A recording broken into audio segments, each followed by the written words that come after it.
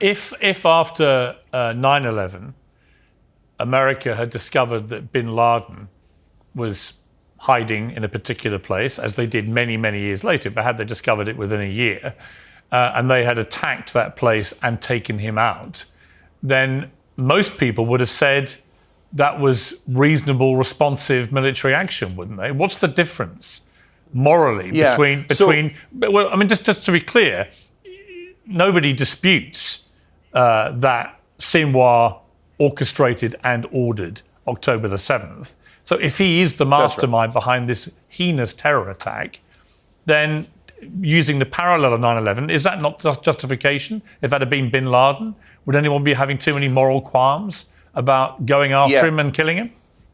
No, Piers is a great example, but I reject your framing. So let me explain. So bin Laden, we did get, and how did we get him? We got him through special forces. And if you remember, a year ago when I was on this program, you said, what should Israel do? And I said, special forces. Why? It's more concentrated. Does it put the special forces more at risk? Yes. Is that the point of special forces? Yes. That is what a moral, decent government does. And we got bin Laden without killing too many civilians at all. It would have taken far more than a surgical strike to defeat Al-Qaeda. You know, they've been trying to kill bin Laden for years. There have been various assassination attempts on bin Laden, even before 9/11. They tried to hit him in Sudan. There was a targeted assassination on him in Sudan. The Al-Shifa yes, there was a. They did try a hit on the Al-Shifa chemical plant in Khartoum on August in 1998.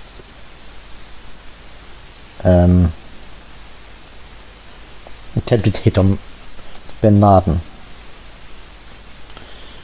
Now, when it came to after 9/11, it was clear that just a targeted assassination on bin Laden wasn't enough. You know, that Al-Qaeda was full of jihadists. You know, that Taliban was full of that Afghanistan was, had Al-Qaeda training grounds that were full of jihadists under the protection of the Taliban. And so taking out bin Laden, if they could have done it, if they could have waded through the Taliban to do it, wouldn't have been enough. They would have had to decimate the Al-Qaeda training camp. They would have had to overthrow the Taliban who were sheltering were kind of providing the Al-Qaeda training camps and sheltering the jihadists. That had to be put completely out of action so that Al-Qaeda had nowhere to operate from, or at least had one less place to operate from. That's what had to be done. And in fact, about a month into the Afghanistan war, we had bin Laden cornered in Tora Bora, but the Bush administration turned down the request to go after him when there were no civilians around. Instead, they decided to launch the war in Iraq and kill hundreds of thousands of civilians. So Rumsfeld, Cheney, Bush, they're all war criminals, and Netanyahu is a massive war criminal. So now when you turn to Sinwar, look, nobody's shedding a tear for Yahya Sinwar. The decision to go to war in Iraq was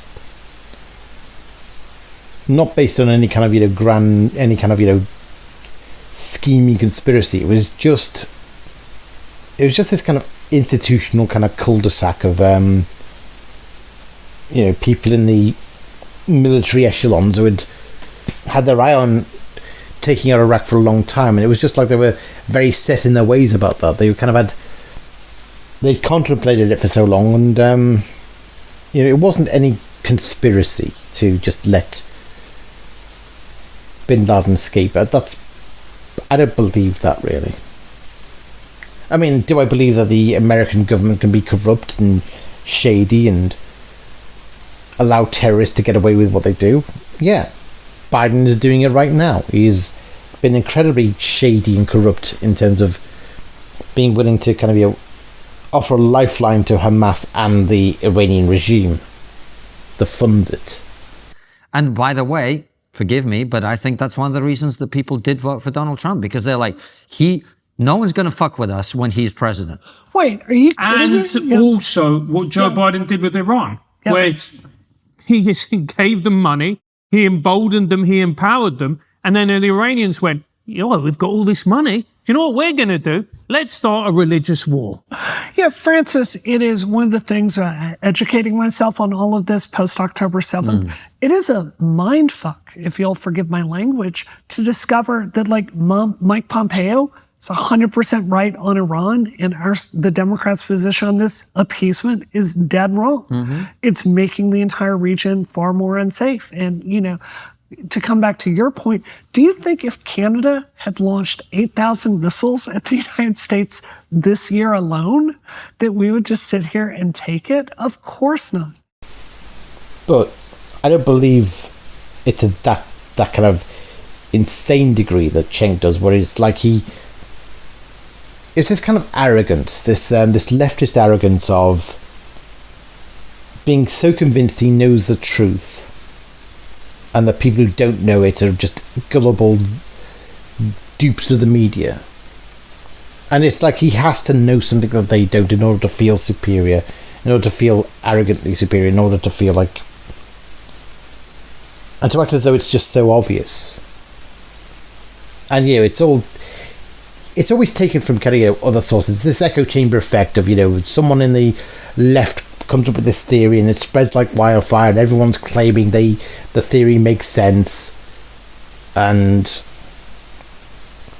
yeah, that's just how it kind of suddenly becomes what they cling to as a certainty, because, you know, there can be what can't be a certainty is that Israel has to fight this war to destroy Hamas, because October the 7th was just that horrific. The left will never concede that, because then they'll just have to concede defeat on their point and raison d'etre. Orchestrated October 7th, you're right. Okay, so, but why did they not know where he was, and a group of trainees accidentally wandered into him when Israeli intelligence knows everything with microscopic detail, and they accidentally missed the largest attack on Israel on October 7th? Those guys who know everything and where everyone is, they knew exactly where Hassan Nasrallah was, they knew exactly where the leadership was, but golly gee, we missed October 7th, and golly gee, we missed Yahya Sinwar. This kind of echoes what Christopher Hitchens said about Michael Moore's kind of takedown of, you know, Michael Moore's kind of, you know, ridiculous, you know, backpedaling, you know, to and fro, you know, double-edged, you know, wanting it both ways criticism of, you know, the operation out in Afghanistan. It says, you know, that on the one hand, you know, it was wrong to go into Afghanistan, but on the other hand, if we went in, then they should have sent far more troops and they should have been far more ruthless about capturing bin Laden, about cornering him. They should have been more ruthless about it. This is the same kind of thing. It's this way that the left think they've got this gotcha from, you know, Israel knew that October the 7th was happening. You know, why were they so lax in their vigilance that day? But by making this very case, they don't seem to realise that they are kind of vindicating why the occupation exists. They're saying, well, you know, if you're lax, if you drop your defences, that's what October 7th, then October 7th becomes inevitable. But then you're admitting that Israel should maintain the occupation and maintain the border walls, and that the IDF should be ultra cautious and ultra vigilant. You know, what you're saying is an endorsement for the IDF being as vigilant and oppressive as it is. You're kind of endorsing why Israel has to be as paranoid as it is, because you're kind of saying that when Israel stands down, October the 7th happens, and that Israel can only have been told to stand down on the grounds that October the 7th would happen. So you're basically debunking the very argument or case for a two-state solution. Or for trust and peacemaking as a whole. And instead, we killed 42,000 people in Gaza, over 30,000 women and children, and then they've now killed over 2,000 in Lebanon. And they're saying, oh, we're not the terrorists Yahya Sinwar is, because we accidentally killed 30,000 women and children, slaughtered them, and oftentimes with headshots. Okay. Collateral damage happens in war. You can say it's accidental, you can say it's deliberate. Often it's not the intention. It's not the aim to kill civilians, the aim is to kill combatants, of course. But the mission is to kill combatants, and if civilians die in the process, that's just a sad reality of war. Because the war has to be prosecuted. If the war didn't have to be prosecuted, no one would have to die. The point is, the war does have to be prosecuted. And because of the nature of how Hamas runs the Gaza, the fact that they have this infrastructure of terror tunnels beneath the civilian population, and Israel needs to take out those terror tunnels, means that inevitably civilians are going to die. And, you know, the clock is ticking chiefly because Hamas has the hostages and it can kill them anytime it wants, and Hamas is threatening to do more October the 7th terror attacks. And again, you're omitting the fact that part of the reason why the Gazan population hasn't been able to evacuate the Gaza Strip is A, because Israel would be mad to allow Palestinian refugees into its own country, which would inevitably open the door for another October the 7th massacre to happen, because, you know, inevitably there would be brainwashed jihadists who've been programmed to murder Jews the first chance they get in the diaspora. You're omitting the fact that Egypt will not let the Gazan refugees leave, and they've made up this bullshit excuse of we're just not going to allow Israel to ethnically cleanse the region. So that's why 30,000 have died. That's why over 30,000 have died. Lebanon is complex, but again, he's completely omitting the fact that Lebanon, you know, Israel, you know, took a lot of hits for months from Hezbollah without responding, before it responded properly, fully, you know, with full aggression.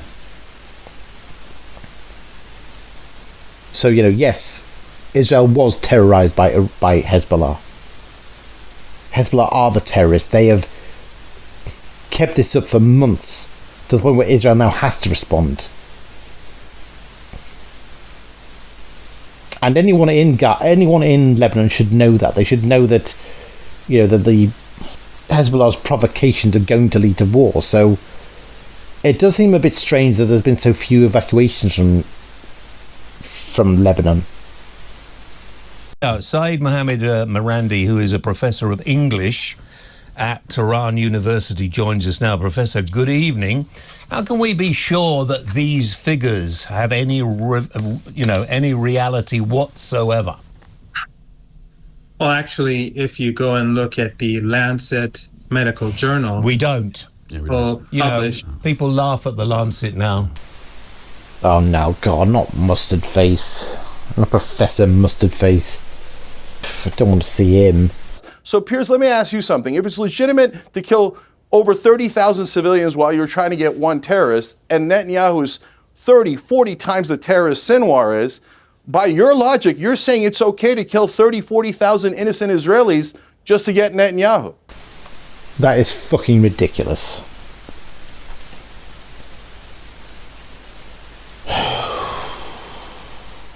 Well, A, Netanyahu is not a terrorist. He's a man living up to his responsibilities to defend his people. He's been sworn to do that, and he has done that job remarkably, you know, incredibly well, admirably well. He has proven to be an incredible wartime leader. Incredibly capable, incredibly resilient, incredibly determined wartime leader. He has been exactly the leader that Israel has needed in this crisis, regardless of everything else. I mean, I did kind of speculate this. If Hamas did protect its civilian population in its tunnels, but it still committed October the 7th. It wouldn't make Hamas any less evil for me. But it does add an extra level of evil to Hamas. They'd still be endangering their civilian population by committing a horrific terrorist attack, but it's this attempt to kind of reverse, offender and victim. It's sickening, really. The people in Gaza are victims of Hamas's warmongering. It's just ridiculous. It's like, what Cenk is kind of eliding, of course, is the fact that this war happens because peace was made impossible by Hamas. Netanyahu is, acting with the ruthlessness of a war leader because that's what you have to do in war. War is a situation in which, the civilized methods of conflict resolution have all failed. They've all been exhausted.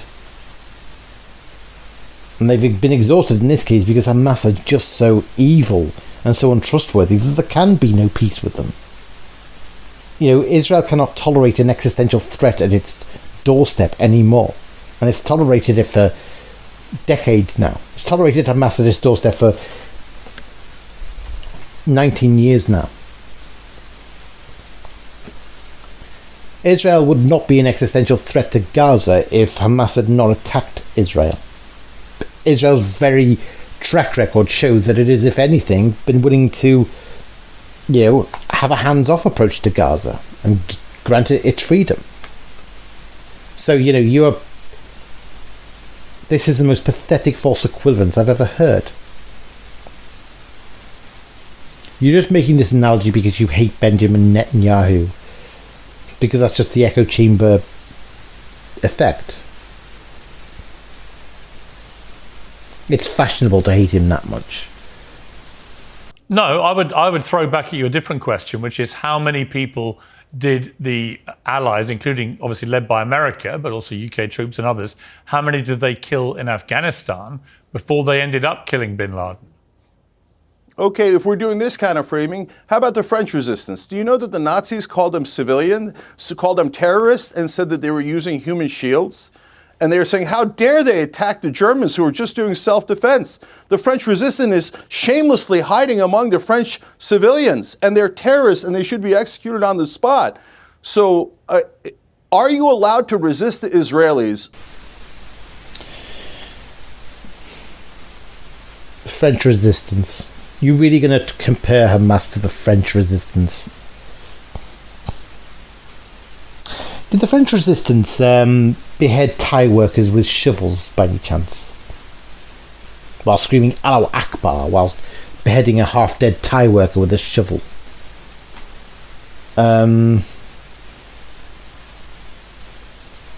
This idea that, Hamas terrorists that would do that, or any kind of resistance, that's an act of resistance, that should have died a death. Well, it should have died a death within seconds. Now, okay, he is, on the other hand, to a degree, that, resistance groups, guerrilla forces, sometimes they engage in acts of perfidy. They do dress as civilians and do ambushes. Sometimes that's what sometimes resistance groups will do. Sometimes, legitimate resistance groups will do that in order to ambush a far greater military force. Now, the analogy falls apart completely when you think that the IDF had completely left Gaza alone before Hamas attacked Israel to draw the IDF into a combat with with Hamas. They basically lured Israel into the battlefield. It wasn't just an invasion. It wasn't like the French didn't want to be invaded, but once France was conquered by force by Nazis who had designs on conquering the region. Israel did the opposite. They withdrew from the Gaza. So that itself makes it a lame analogy. And the French were fighting an evil Nazi regime. The French resistance were fighting an evil Nazi regime. Hamas are an evil Nazi regime. They want to finish what Hitler started. For fuck's sake. It's in their charter. The thing that struck me, Piers, about seeing the 7th of October footage was that even the Nazis were actually ashamed of what they did. SS battalions who spent their days shooting Jews in the back of the head and pushing them into trenches had to get very, very drunk in the evening to forget what they had done. The Nazi high command famously had to sort of get around the problem of soldier morale because the soldiers knew this wasn't exactly what their lives were meant to look like either. I tell you one very big difference. If you look at the footage, the raw footage, and I really hope people don't on a wider scale have to view what I viewed the other day, if they see it, they will see something that is at least as barbaric as what the Nazis did. But here's the difference. They did it with glee. They were deeply proud. You see people trying to, taking the head off a young Israeli man with a shovel and then calling their parents back in Gaza and telling them, Father, I've killed 10 Jews with my own hands. Get mother on the phone. I want to tell her how great a job her son has done. I come back to this thing. I'm not exaggerating this. It's very, very interesting, and people need to realize you had this situation with the Nazis, where they also were a genocidal anti-Semitic organization, but they tried to cover their crimes up. Hamas are actually proud of them, and they've said they will do them until the whole world is clear of Jews. Yeah. Are you allowed to resist the Israelis? And it's a question to both you and Mossad. So is there any legitimate form of resistance that the Palestinians could do where the Israelis wouldn't kill them, and we could say, oh, yeah, there you go, let's fight for a state that way? Let me put that. No. What should the Palestinians do to end the occupation? Forgetting all the business about, let's put aside the reality of the fact that the occupation could have ended the moment Arafat signed the Oslo Peace Accords, or Abbas could have signed the next two-state solution offer. Let's forget that. What should the Palestinians do to resist their occupation? I don't actually know. The only thing I'm sure of, though, is if there is a means whereby to fight, what should they have done to... The only thing I can answer with surety is, the question, what should they have done, is not that. Not October the 7th. Anything but that. I cannot take the side of people who would do that.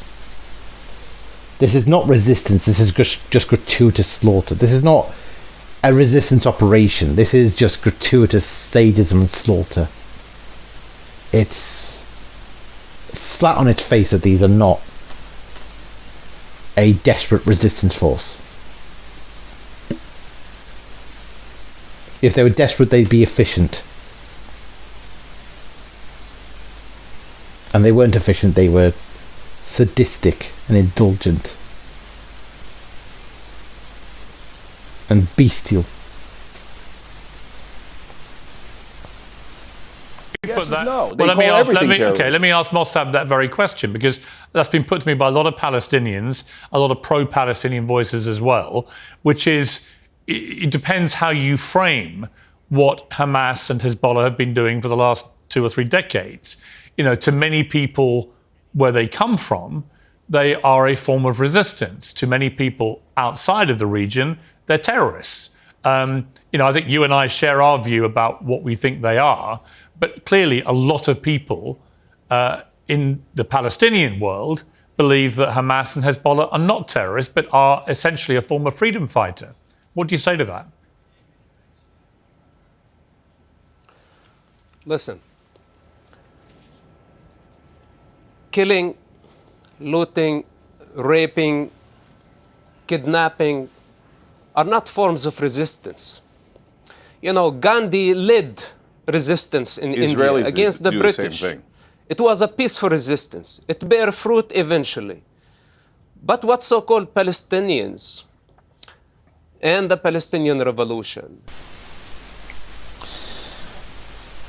Now, from my understanding of Gandhi, which mostly comes from the film version, the Ben Kingsley version, Gandhi's approach was the pacifist approach. Now, I'm not a great believer in pacifism, but there are circumstances in which it can work, and Gandhi was one. I mean, it was based on the idea that, as Gandhi put it, that if they resisted the British occupation of India violently, then the British could always spin that as, you know, we are just trying to control these savage, violent terrorists, and it's necessary for us to, you know, these are savages, this proves why we have to, you know, maintain authority over them. This proves why we had to conquer them, why we had to keep them under control, and why we can't give them their sovereignty. Because they're savages, they're out of control savages, this and that. And Gandhi formed the view that if him and his men resisted non-violently, if they were non-cooperative but they were non-violent about it, and they took the heavy blows from the British forces and the troops and the soldiers and police and the British policemen, then more and more onlookers would see the immorality of that.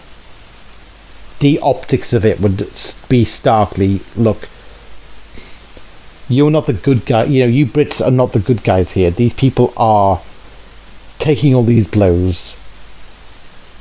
You're attacking them, you know, when they're doing nothing to provoke this, and this is kind of casting shame on the whole occupation operation and the whole of the occupation. The images, the photographs, it's, you know, more and more people are going to see it and they're going to be scandalized. You know, this is going to, and so public outrage is going to mean less of a popular kind of consent for the occupation itself. It's going to get harder and harder to justify. It's going to make the, you know, but it depends on basically the army having a capacity for shame. And we do know that Israel's army does have the capacity for shame. It's been at the forefront of so many scandals. I mean, there is a double-edged sword, of course, because, you know, if you see people taking the blows, there is the... Sometimes it can instill the contempt of, you know... It's like that line in Warrior's Gate, the weak enslave themselves. If they're not fighting back, then... You know, if they don't have the self-esteem to fight back, why should I respect them? If you know what I mean. But, you know, Gandhi took the blows. He took them, you know, with... You know, he went through an awful lot of brutal shit that Gandhi did.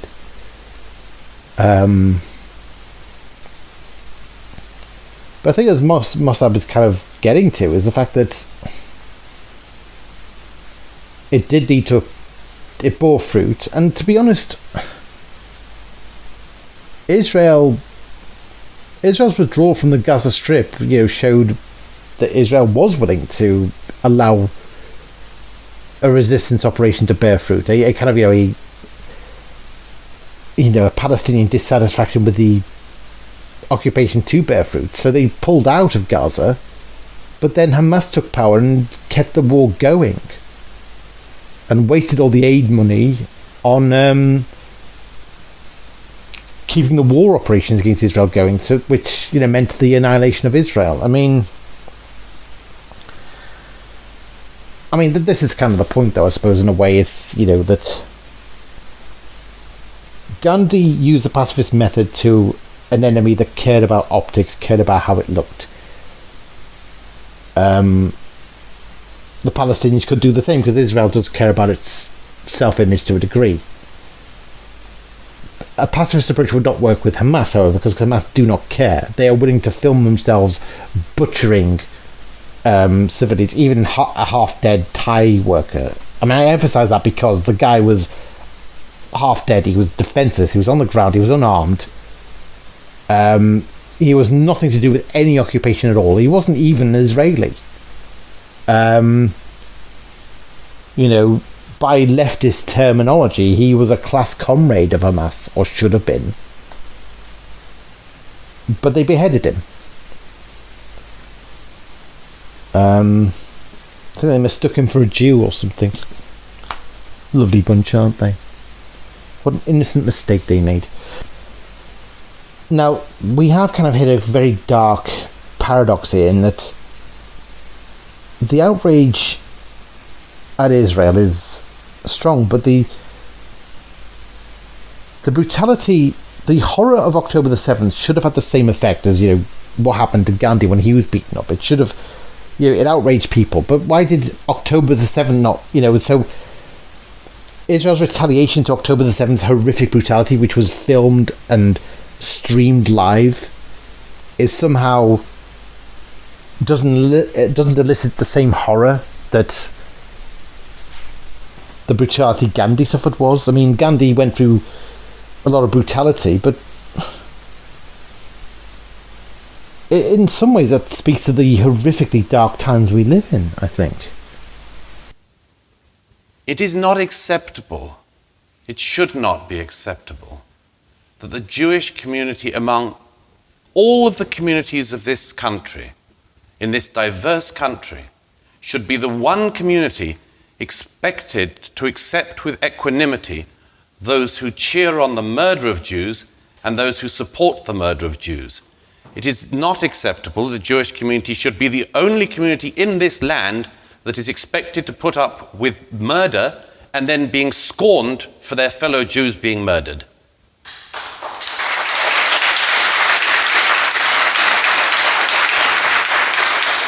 No other community would accept this, and I beg you not to accept it either. I beg you not to accept it. I came back to London the other night and I hear the residue of the people outside the Israeli embassy. These people were not protesting against Israeli countermeasures. They hadn't even had any countermeasures. They were protesting because Jews by the hundreds had been slaughtered in Israel, and they wanted to wound us more. And just the anti-Semitism, just how ideologically captured the left are with this deranged levels of anti-Semitism. And it is anti-Semitism, it is a dehumanization of Jews and a indifference to their slaughter at best, and a delighting in their slaughter at worst. I mean, as I said, Mosab is speaking from someone who has seen the peace process from the inside out and knows how, saw firsthand how Yasser Arafat was just toying with Israel rather than committing to a peace deal that would have actually improved a lot of the Palestinians and ended the cycle of violence and bloodshed. Asking Hamas to do something nice, asking Hamas to compromise, is not a very straightforward thing. Sinwar himself, who planned and plotted the 7th of October, is an utter fanatic. And this is something, by the way, that we in the West have sort of forgotten about. We use the term fanatical to describe anyone about their football team as a supporter and so on. But a real fanatic, somebody willing to kill and die and doesn't care about that. And Sinwar, everything we know about him is that he is precisely of that type. We know there's an account in the New York Times last year of the Israeli doctor who saved Sinwar's life when he was in prison in Israel some 13 years ago or so now. His life was saved by an Israeli doctor. And Sinwar said to this doctor, he thanked him for saving his life, but he said to him, you know, one day, he said, currently you're strong, but one day you'll be weak and then I'll attack. You know, one of the young people murdered by Sinwar and his forces on the 7th was the nephew of the doctor who saved his life. This is Sinwar. This is Hamas. You could literally save the life of Sinwar and he'll still come back to kill you. Tell me that such a person is a reasonable negotiating partner. It's a revolution without a compass. It's going to nowhere, and nothing can satisfy their ambition. And it has never been a fight over land. It's a religious fight that started some 1400 years ago. Okay, that's not strictly true. The UNRWA schools that brainwash the kids, the great emphasis is on brainwashing the kids to think, well, instilling in the kids the belief that the whole of Palestine is theirs, and that it was taken from them by the Jews. So, in terms of the brainwashing effect, the effect does seem to be localized. That seems to be a localized goal that Hamas has, rightly or wrongly. So I'm just kind of, you know, arguing what's accurate. In Gaza and the West Bank, nearly 10,000 teachers and school administrators employed by UNRWA belong to Hamas-dominated unions, which call for the destruction of Israel. UNRWA is financing school curriculums that glorify terror and suicide bombing. Children are being inoculated with the belief that any and all means possible must be used to reclaim Palestine. UNRWA students openly parade in the streets and call for Israel's destruction. All of this occurs in plain sight, within the watchful eye of UNRWA teachers. These students are between the ages of 8 and 10 and have already received military training.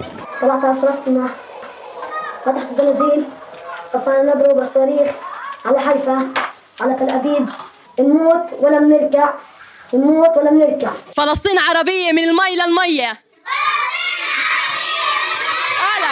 كيف عن حق العودة؟ هذا نرمى على اليهود حجار وندبح اليهود إن نقتل اليهود وندافع عن وطننا. It's motivated by great hatred against the Jewish people. They don't want to accept the Jewish people to exist in that land, and the entire world is in denial in this fact. We say that this is the root cause problem, that the Muslims don't want the Jewish people to return to their homeland. Well, I mean, strictly speaking, it's... yeah, the law of the Caliphate is, of course, or Sharia law, is that Jews can exist in Muslim lands, but they have to be accepted dhimmi status. And then the objection is not so much to Jews in the Middle East, it's more Jews being able to be master of their own state in the Middle East. It's, you know, Jewish sovereignty. You know, that's what offends the Islamists principally. But then what Hamas did is they murdered Jews, and it was a badge of honor just to kill Jews. Not the rulers of Israel, just the Jews that lived there as non-dhimmis. So we are dealing with an evil anti-Semitism, existential anti-Semitism. Yes, we are. Hamas has taken it to an extreme. I mean, the Jews that Hamas are willing to tolerate are the Neturei Karta, just like Iran is willing to tolerate them, because they share a similar goal. I think Hamas is quite smart about knowing who it has to keep on side, which is why it's willing to invite and keep sweet journalists, left-wing journalists like Unreported World, like Sandra Jordan from Unreported World, or indeed Al Jazeera journalists like Dana Takruri. They'll spare you if you're useful, I suppose. The Jewish people are the indigenous of that land, with overwhelming evidence, as I told you in the past. The Muslims don't have any evidence that support actually their connection to that land. They are invaders, and the Palestinians invaded the land. They are not an ethnic group. Then now they have been trying so hard to delegitimize the Jewish people. And what I say to the Palestinians, first of all, you need to prove your legitimacy. Okay, I think maybe he kind of misworded it in some ways. I think what he says, the Palestinians invaded the land, I think what he means is it was Jewish land centuries ago. It then became a kind of conquered part of the Muslim empire, the Caliphate. And then, of course, it became, prior to the British Mandate, it was the domain of the Ottoman Empire, controlled by Turkey. So maybe that's what he means by the Palestinians, the Muslims being the Arabs being the invaders. I don't think it was the wisest way to put it, really, but then again, he's kind of confounding the narrative of, there's this line about, the Israelis invaded, but then historically Israel was on the land first. The Israelis were on the land first, the Jews were on the land first. Land is always conquered by someone, so, you can say that Israel conquered and drove the Palestinians from the land, but then centuries earlier it was, it was the Arabs, it was the Arab Muslims who conquered the land from the original Israelis. Everyone's conquered everyone else at some point, so you can't just use that as the basis of saying, because Israel conquered that land, Israel should not exist at all. Once you succeed of showing us who you are, then we may talk to you about a state. But to claim that you have the land, even though the indigenous of the land, the Jewish people, actually have been willing to share the land, and they were willing back in 1948 to share the land with... Why is Cenk laughing at that? I mean, is he blindly oblivious to the Gaza withdrawal that happened? Does he not realise the record of, two-state solution deals that Israel has agreed to and the Palestinians have refused for no reason at all? The idea that Israel is not willing to share the land that's laughable. The historical record disproves it rapidly, disproves it instantly. With the Arabs, but the Arabs refused. They had equal opportunity, just like the Jewish people, to declare their independence. But instead of declaring their independence back in 1948, they declared war against the Jewish people, only because they are Jewish people. Then 40 years later, in 1988, they declared their independence. Why is Cenk laughing? The Palestinian leadership in 1948 was chiefly, one of the great influences was the Grand Mufti of Jerusalem, and he was a fucking Nazi. He collaborated with Hitler. He was a hateful anti-Semite.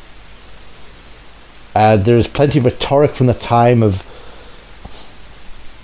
Arabs chanting about how they're going to drive the Jews into the sea. The idea that there was no race, that this wasn't a kind of that anti-Semitism played no part in the war is just, it's not laughable at all. And, it's just, Cenk's reaction is just incredibly ahistorical.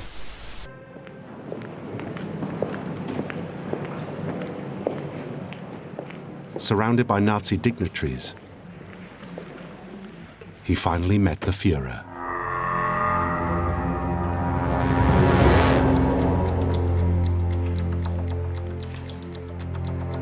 It wasn't a long meeting, but al-Husseini appeared to get what he so desperately wanted.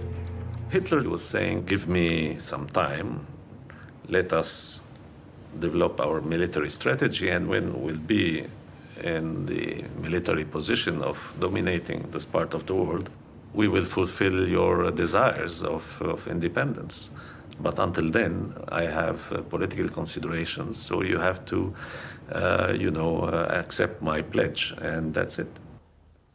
Once what so-called Palestinians drop their violent approach to the problem and accept Israel's right to exist in that region, then we can talk about things.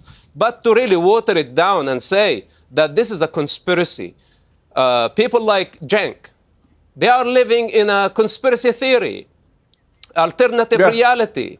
We tell them that this war, that Sinwar started in Gaza, is a very dirty war. He weaponized civilians only to get sympathy of people like Cenk and many others around the globe. This is the most destructive weapon in the hands of Hamas, and millions around the world fell into this trap. So as long as we empower Hamas, more children are going to die. And if we don't remove Hamas from power, if we don't remove the Ayatollah from power, then this endless and vicious cycle of violence will continue for eternity. It's as simple as that. But of course, in the meantime, we are aware of the suffering of the children. The children of Gaza were born Arab. They were born innocent. They were not born Palestinians. Then they had been indoctrinated to hate. They have been indoctrinated to blame Israel. Has Cenk never actually watched footage of the UNRWA schools where Palestinian kids are indoctrinated and basically molded into jihadists today, in such a creepy way at such a young age when they're so impressionable? I mean, we in the West we've got, people who are concerned about, parents concerned about, their children being groomed with, LGBT ideologues by LGBT ideologues. That's caused a moral panic, and understandably so. We see that as kind of a sinister form of grooming. And yet, in Palestine, it happens. It's an even more sinister form of grooming kids, but it's done with a disturbing amount of parental public consent. To groom kids into being Jew-murdering psychopaths who'd one day stab Jews to death on October the 7th and phone home and brag about they'd killed 10 Jews in one day. How ignorant is Cenk to have not seen that or know that? As Cenk right now, he has been blaming Israel since the beginning of the war, but now he sees the defeat of Hamas, so now he's changing his tone a little bit, his attitude. And I like his cleverity. He's a very clever Palestinian. He's the perfect example of a Palestinian, by the way. Cenk, just right there. Because Palestinian is not limited to Gaza. Palestinian is a syndrome. It's a mental illness. It's a universal phenomenon. I will say this is not a stance that Mosab had at the beginning, when he wrote the book Son of the Mass. He was still he still, I suppose, thought of himself as Palestinian, but he despaired about the tribalism of Palestine, nonetheless. I suppose he hadn't entirely severed ties with his family either. He was still, I guess he hadn't quite come to terms with being estranged from his family, I guess. But at that time he wasn't really committed to debunking the idea of Palestinian Palestinianism. I mean, maybe to a degree it's true that, that Mosab did believe in the Hamas cause, and once he became disillusioned in that, he needed a new belief system, and maybe to a degree he did believe in the Zionist worldview and the Zionist rationalizations. And Cenk is the perfect example. And if he gets hungry eventually, I will not be surprised that he will eat his own children. Okay, I don't think that was the wisest hyperbole, but it was amusing.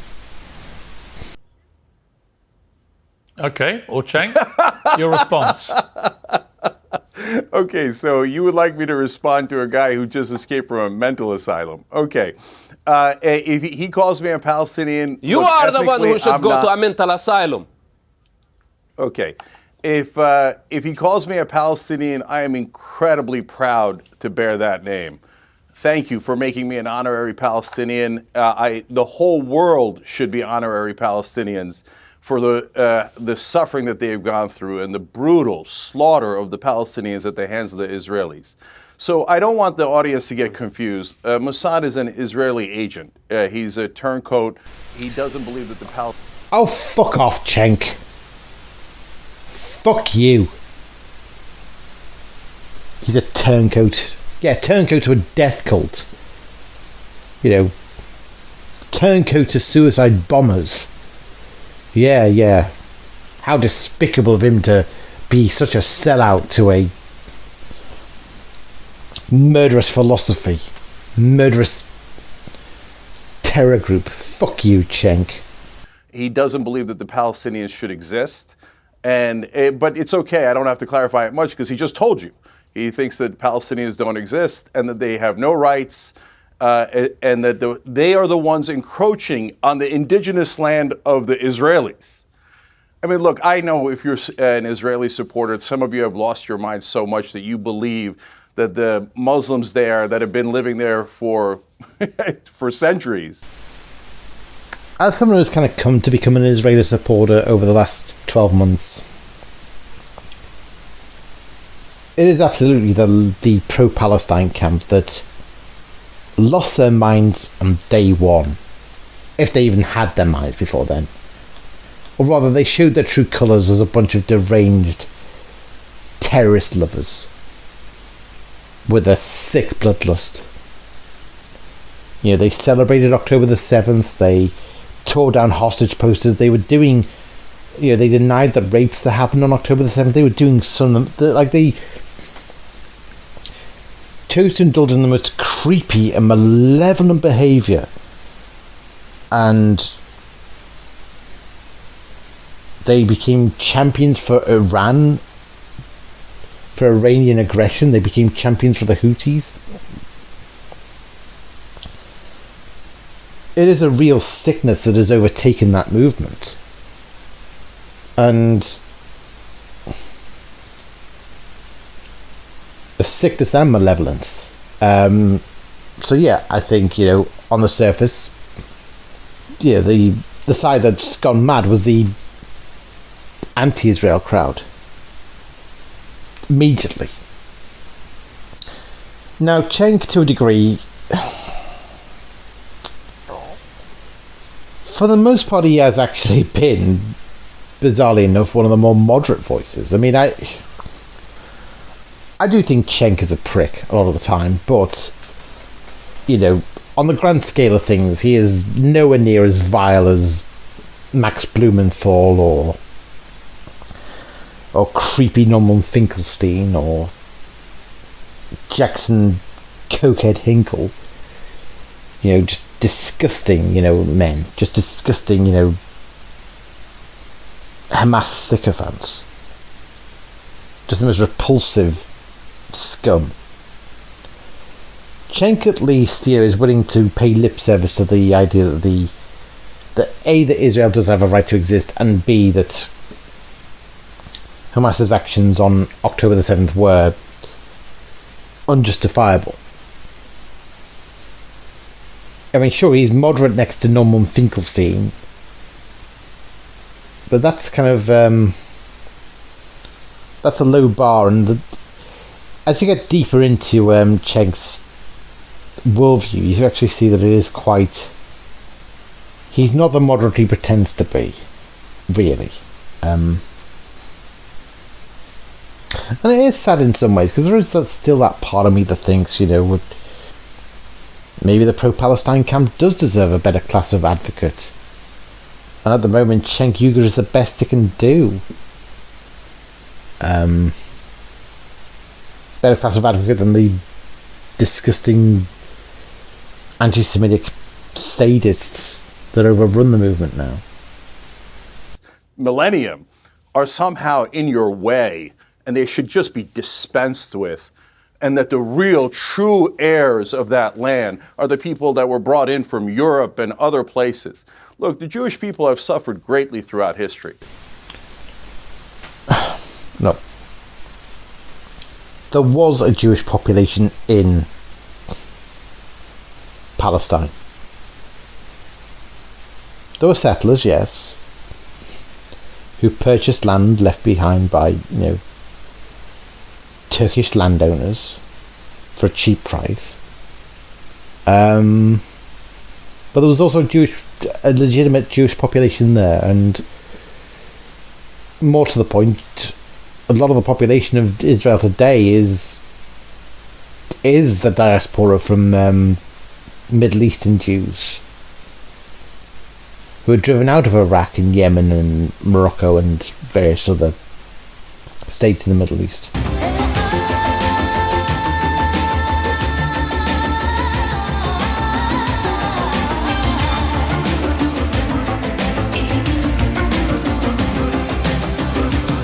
And anyone who denies that is denying reality. But now it breaks my heart to see that they have become what they most despised.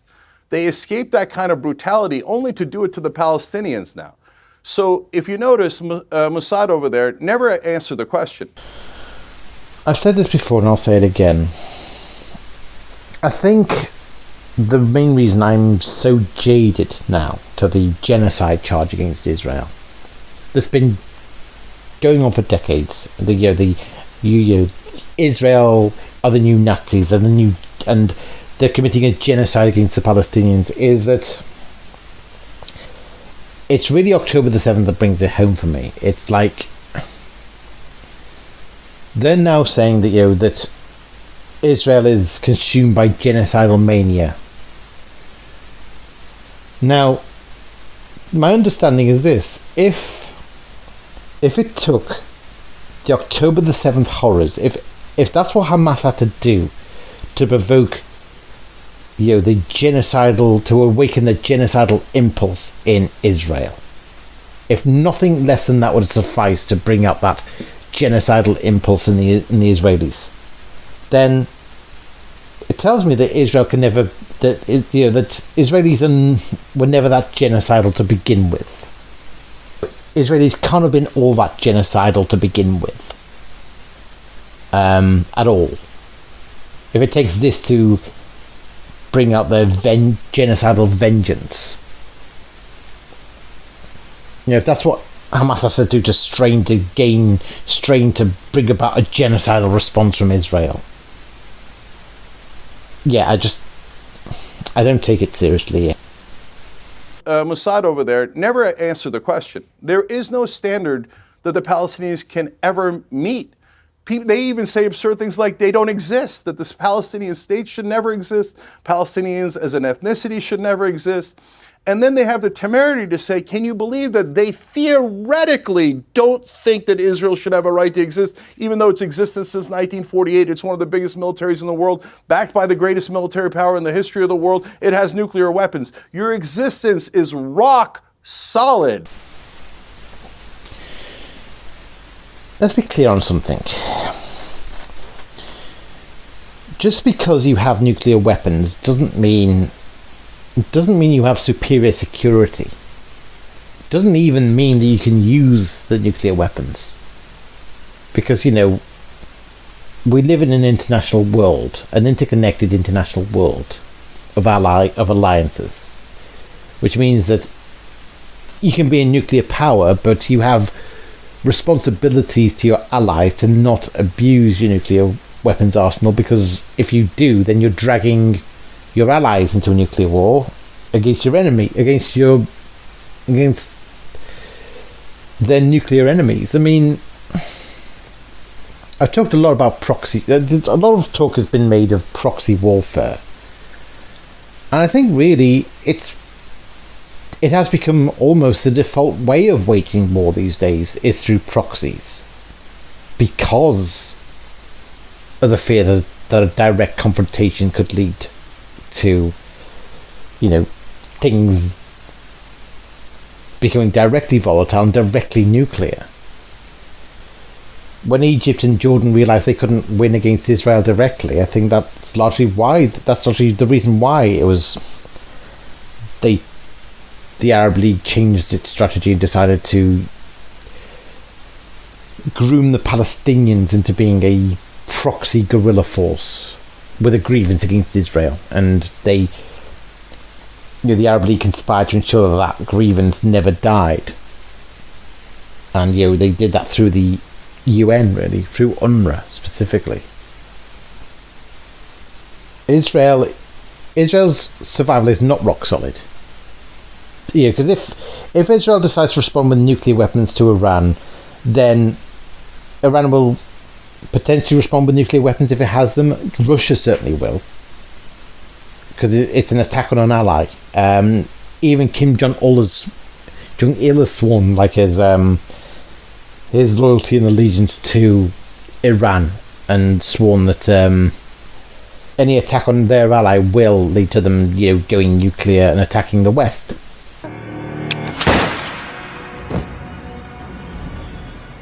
Do you have any idea how fucking busy I am? I cannot believe that I actually have a Chechen standing here telling me when he's gonna take a delivery. Hello? Perhaps we can be ready sooner. Yes, perhaps you can. Now take your weapons of mass destruction and get the fuck out of here!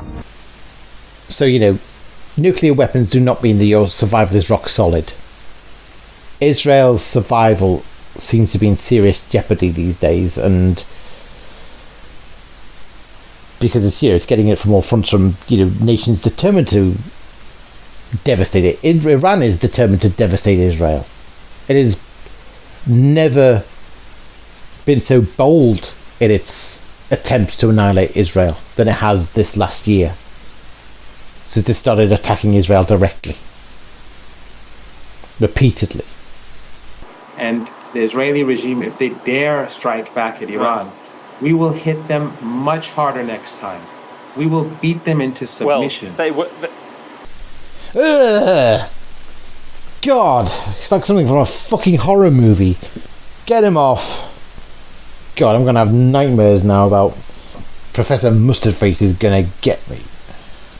God. Your existence is rock solid. You're murdering Palestinian children. Hang on, Cheng. Wake up. Let me jump in there. Wake up. Cheng, that doesn't So change you didn't the jump fact. in as the lunatic Cheng, was saying things about, go ahead. Cheng, that doesn't change the premise of the argument that Hamas, Hezbollah, the Houthis, the Iranian regime, none of them accept the existence of an Israeli state.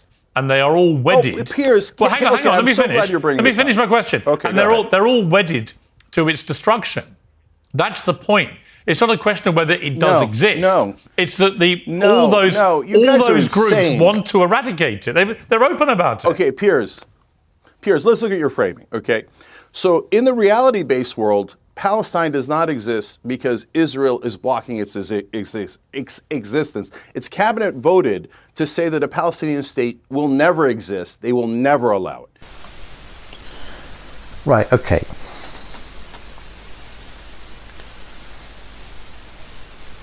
I think right now it would be a sensible policy to deny the existence of a Palestinian state. Because granting a Palestinian state now, two reasons. Well, firstly, granting a Palestinian state now would basically give the grotesque impression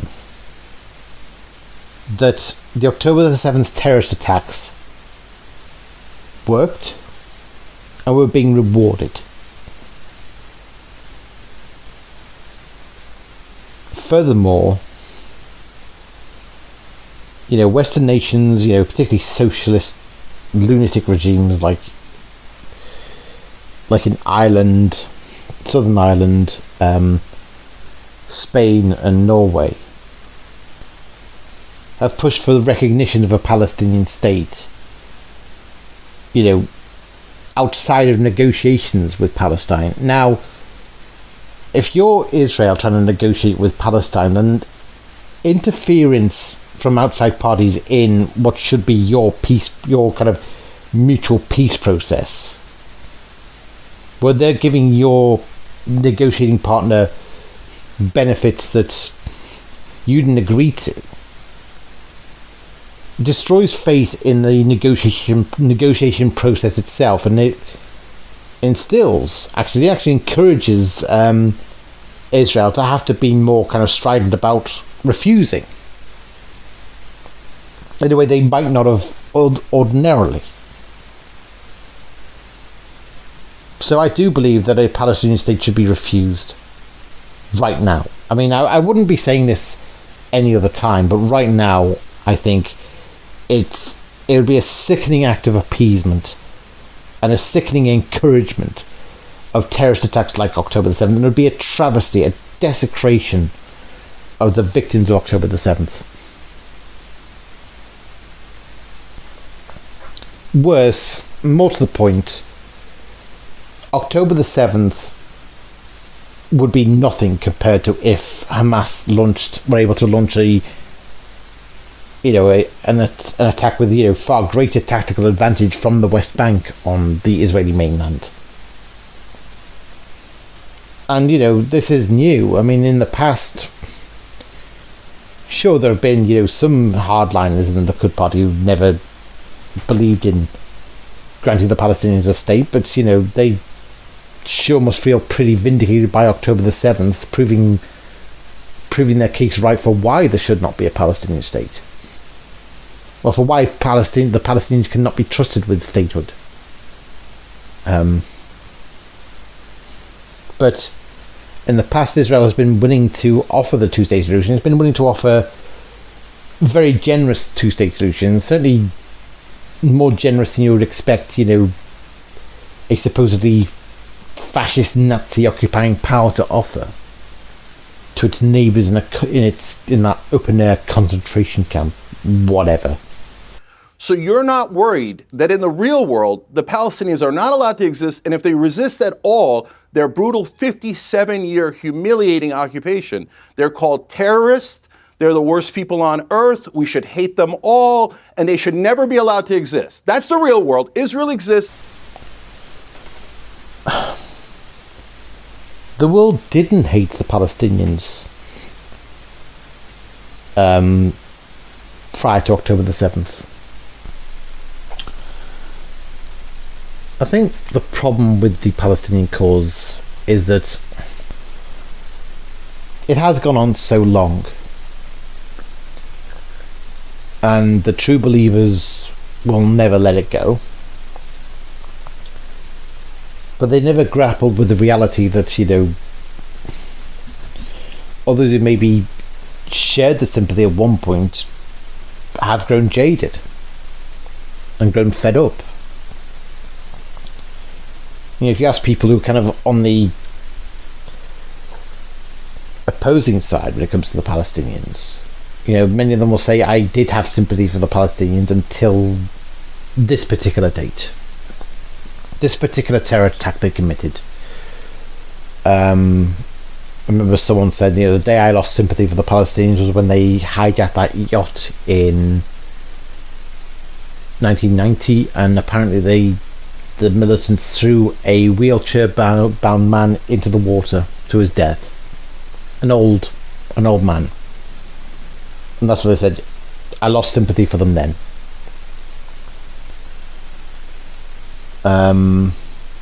Others have said it was the Gaza withdrawal.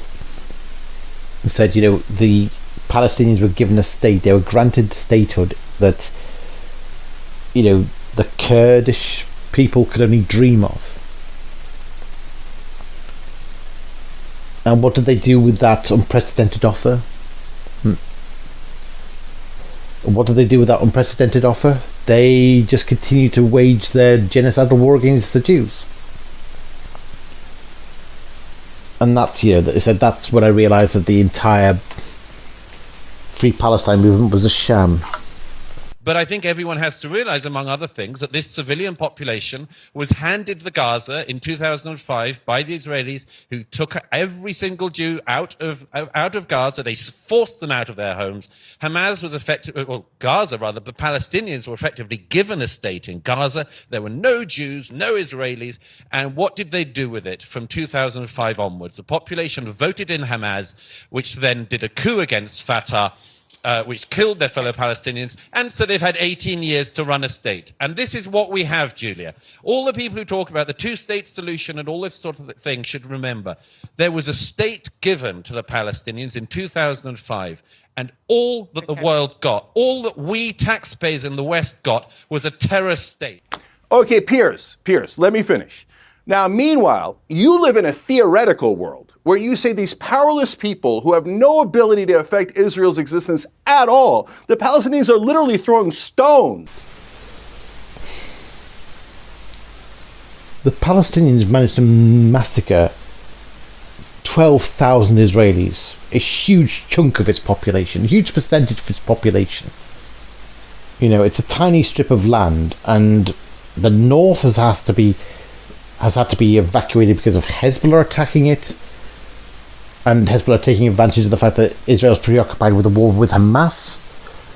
You can't tell me that Hamas aren't able to existentially threaten Israel. That's bollocks. And plus, the snake's head of both of them is Iran, which actually probably could devastate Israel. It's certainly tried, and it will try again, I'm sure.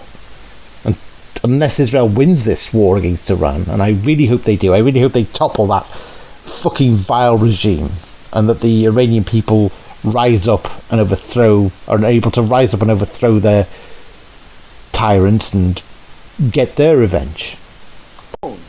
They bomb back to the Stone Age. They have no power at all. Hezbollah's been firing rockets. You're saying, hold on. If you ask me a question, let me answer the goddamn question. You are making wrong statements, Okay, you're being a ridiculous, unfair, ridiculous person. I'm picking you up on... Go and join the Mossad over here with him. I'm picking you up. His name is Mosab, by the way, with a B. But the Mossad, right? That's who he works for, and that's who he's his name is Mosab.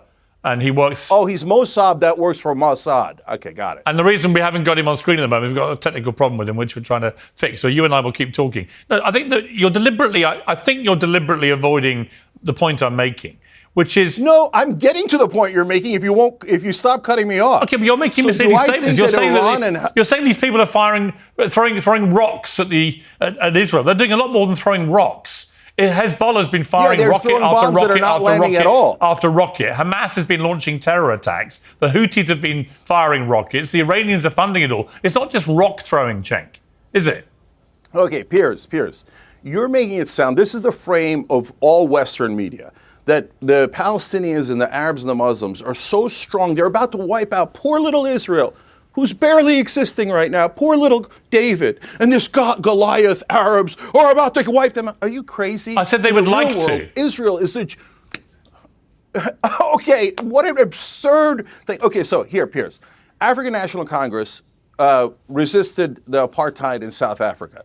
They did it through terrorism, they killed civilians, and they did it through peace, they did it through both. They were both terrorists and resistance fighters. They were both of those things. And you can be both of those things.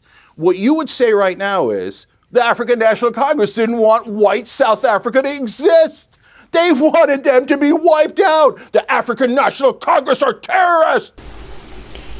Well, the thing is, that viewpoint has been vindicated because there have been mob attacks and murders of white South African farmers since the rule of the ANC. There's been a movement of kill the Boer. And the ANC are a fucking rotten anti-Semitic government that are willing to support Hamas. So, yeah, I think the ANC are a disgusting government. They're the worst people. They should. We have to keep apartheid because those guys are terrorists. We have to keep apartheid because they don't want South Africa to exist as it currently is. So no, that's absurd. So if you say to me, should Israel exist? Of course Israel should exist. Of course they should be a safe haven. But they're saying, no, Cenk, you're right, Israel should exist, but Palestine shouldn't. And you're saying I'm the one that's being unfair? I haven't said that. I have become more jaded since October the 7th, I must say. We do live in a world where the left, do seem to take it for granted that, democracy is the national state of the world, is the natural state, desired state of all humans. Democracy and freedom is the natural desired state of all humans, and that if we granted it to the world, then they'd all be happy with it. And Al-Qaeda, ISIS, Hamas, the Taliban have all proven to us that that's not really true.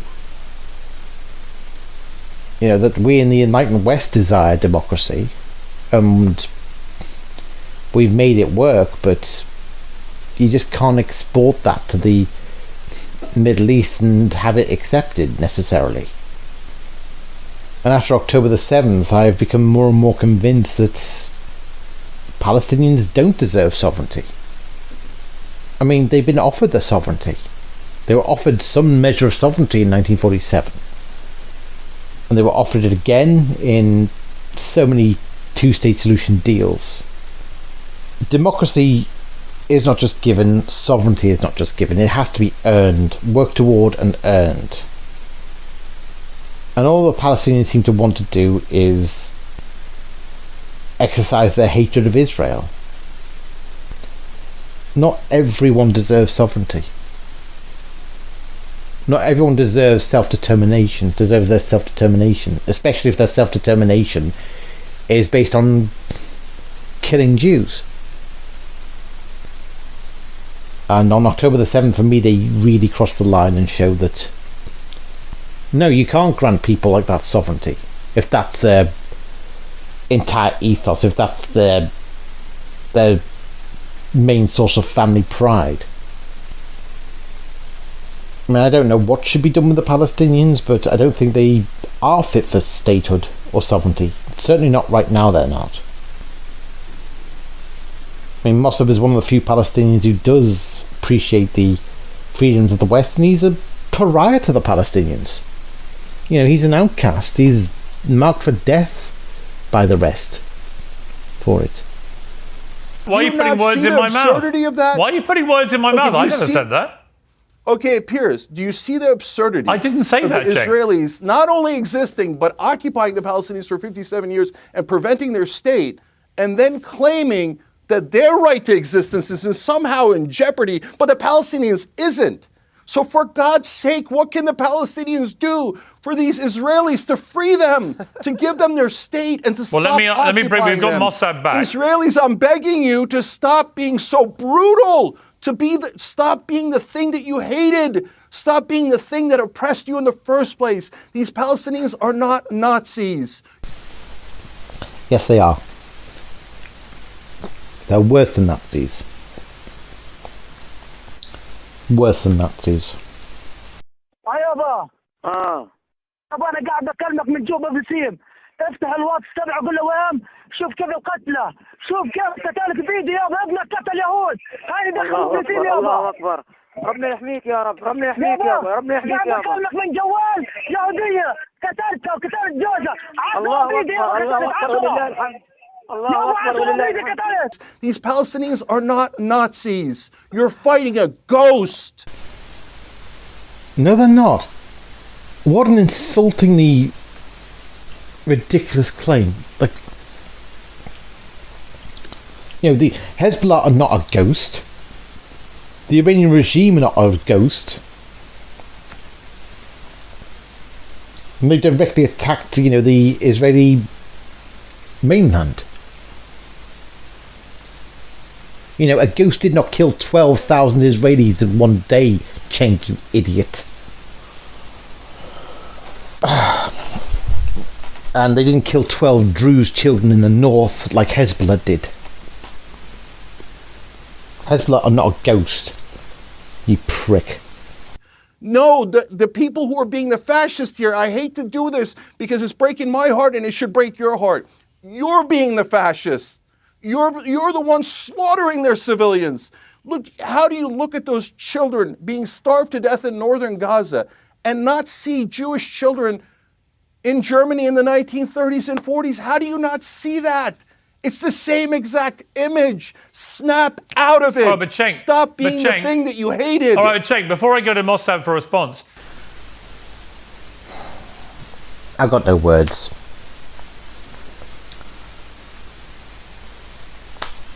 I think, you know, David Mensa says it far better than me. Poverty in the Gaza Strip should go directly attributable to Hamas. Gaza should look like Monaco with the amount of aid which has been pouring into that strip. The poor people living in Gaza are poor because of Hamas. They have problems with their water supply because water pipes which were donated by the international community were dug up to be used as missiles to fire at my people. People in the Gaza Strip are poor because of Hamas. I lost 12% of my body weight inside captivity while my guards was eating in front of my face.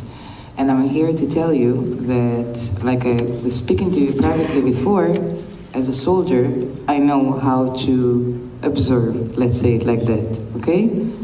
And I was tracking the, the merchandise that came, the brands of the food. It comes from the same place, okay? And that's the merchandise that they bring to support Gaza. Do you know who takes that merchandise? Do you know who has food all the time in their houses? Hamas soldiers. Of course the civilians will not have it. And I moved 7 places and I saw between 40 to 50 Hamas soldiers. They look good. They didn't lose weight. Also, a recent attack that Iran launched on mainland Israel in the beginning of October this year actually did kill a Palestinian in the West Bank. I don't see you kind of, you know, railing against Iran for its brutal slaughter of the Palestinians. I mean, Hezbollah in Syria, they killed God knows how many Palestinians in Yarmouk at Assad's bidding. But yet you seem to think that Hezbollah are fine.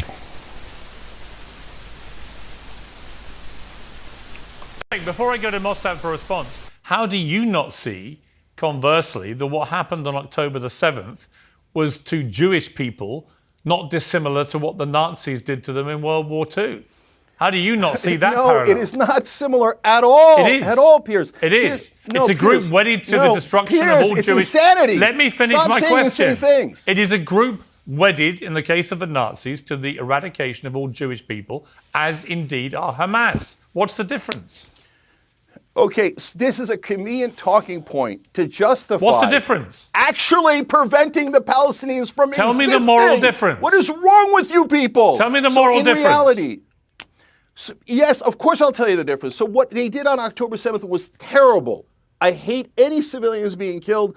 I hate terrorism. That is why Netanyahu is an awful, disgusting terrorist. He's killed 30 to 40 times the number of civilians that Sinwar did. What an awful, despicable terrorist he is. So now guys, October 7th can be terrible, but at the same time, you can acknowledge the power dynamic of who is stronger and who is not. Why does that make a difference?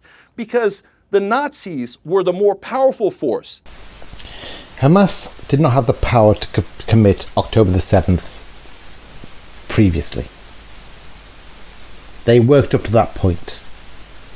Now they have worked up to that point. And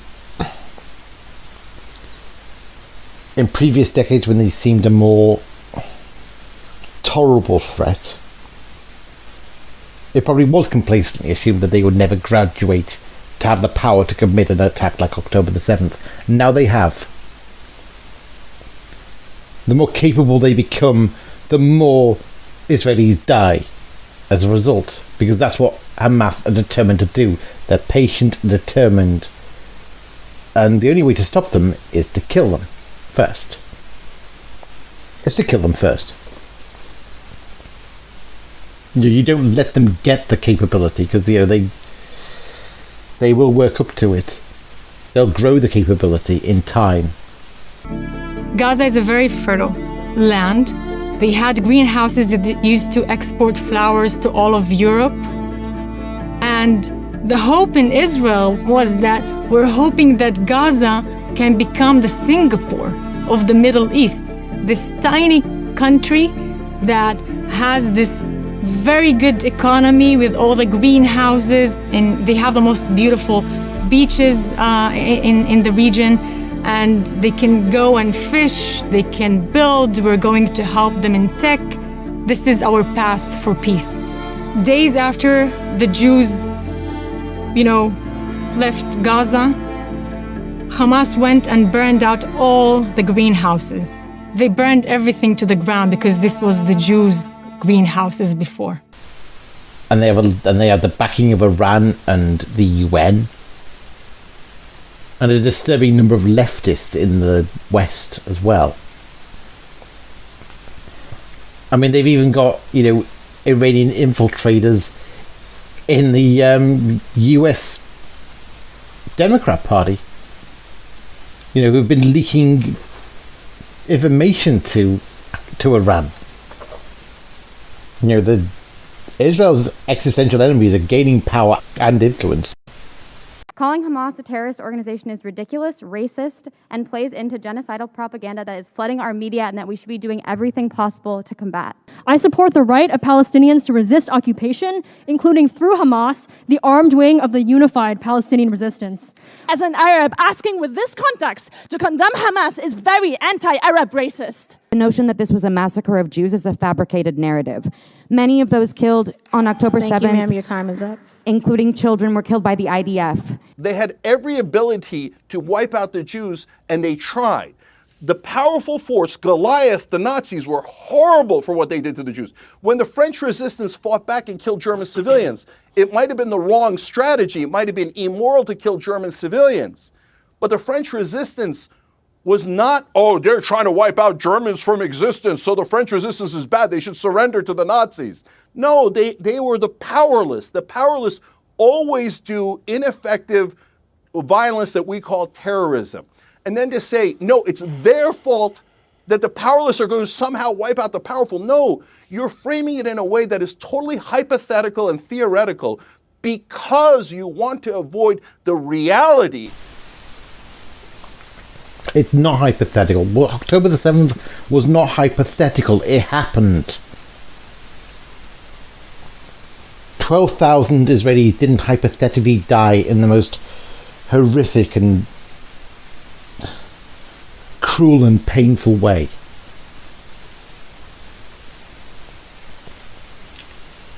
They didn't die hypothetically, they died for real.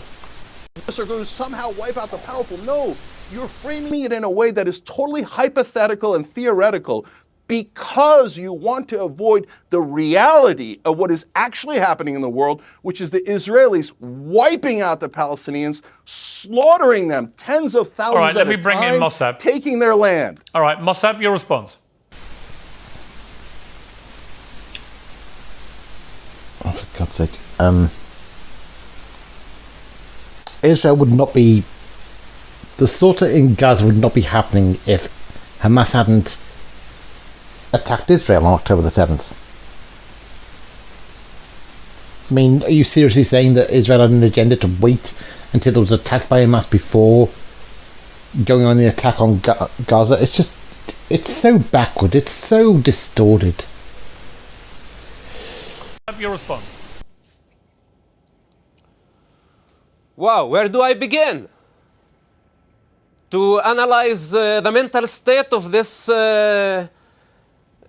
self-proclaimed savior of the Gaza children. He really touched my heart. Who authorized you to speak on behalf of the Arab children of Gaza? Who authorized you? You just did. You never been there. You don't care. So in his angry way, Mosab is quite right to say, if you I mean, Chenka's shown such kind of blatant, obtuse ignorance of the existential threat that Israel is facing and the horror of what happened on October the 7th, he yet still feels kind of, the arrogant hubris to assume he can micromanage the conflict and dictate what Israel should and shouldn't do. His words aren't going to change Hamas as a threat or Iran as a threat. So why should Israel listen to him, frankly? So am I And Palestinian now or am I you not? think you hold the higher moral ground. You don't. I do. You're not the savior.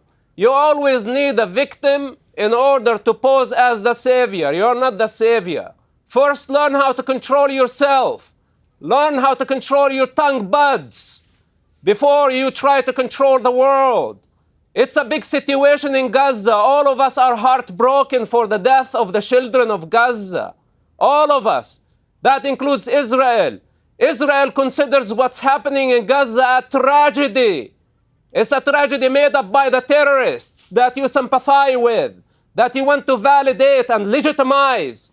Then we will have to deal with the chaos that you create, your emotional being, going all over the place. Who authorized you to speak on the behalf of the Gaza? Sometimes I do wonder, is Mosab's reaction warranted in this way? But then I think, in a strange way, Hamas's tactics, its approach, has been tailor-made for the international community. Tailor-made for a leftist Western journalist class that is on the side of, of Hamas, no matter what, and has allowed Hamas to get away with evil shit, evil provocations, and rewarded them with a kind of victim status, which has only encouraged Hamas to do what it does to keep the cycle of violence and bloodshed going. The notion that this was a massacre of Jews is a fabricated narrative. Many of those killed on October 7th, Thank you, ma'am. Your time is up. including children, were killed by the IDF. An amendment condemning Hamas is bald propaganda meant to... Thank you. Your time is up. To hear them complain about Hamas violence is like listening to a wife beater complain when his wife finally stands up and fights back. Question. Did anyone else notice that those who oppose this resolution are old white supremacists? There's been a lot of atrocity propaganda ranging from claims of beheaded babies to mass rape. Hamas is not a terrorist organization just because the U.S. and Israel deems it so. Hamas is a resistance organization that is fighting for the liberation of Palestinian people and their land. So in a way he is saying, yeah, we are going to have to deal with the fallout of this because you keep on validating what Hamas does. Even now, after October the 7th. Chenka said he's not a supporter of Hamas, but he seems all too willing to downplay them as a threat, as an actor in this, because of their powerlessness or something. Trying to treat them almost as an irrelevance. Nobody did. You did. You self-proclaimed, just like Mahmoud Abbas, just like Yasser Arafat, just like all the Palestinians who have been feeding on the pain of the Palestinian children. You are a parasite, a bottom feeder. This is what you are. So before you speak against the Prime Minister of a democracy and accuse him of being a terrorist, you need to look at yourself in the mirror. You have been supporting Hamas and it's recorded against you for eternity. So don't play the game now that your fight is for the children in Gaza. This is not your fight. You know who's fighting for the children of Gaza? The IDF. That is killing Hamas. That is uprooting Hamas so the children of Gaza can have their freedom after 36 years of slavery. Those are the ones who qualify to speak on the topic, not you sitting in your comfort.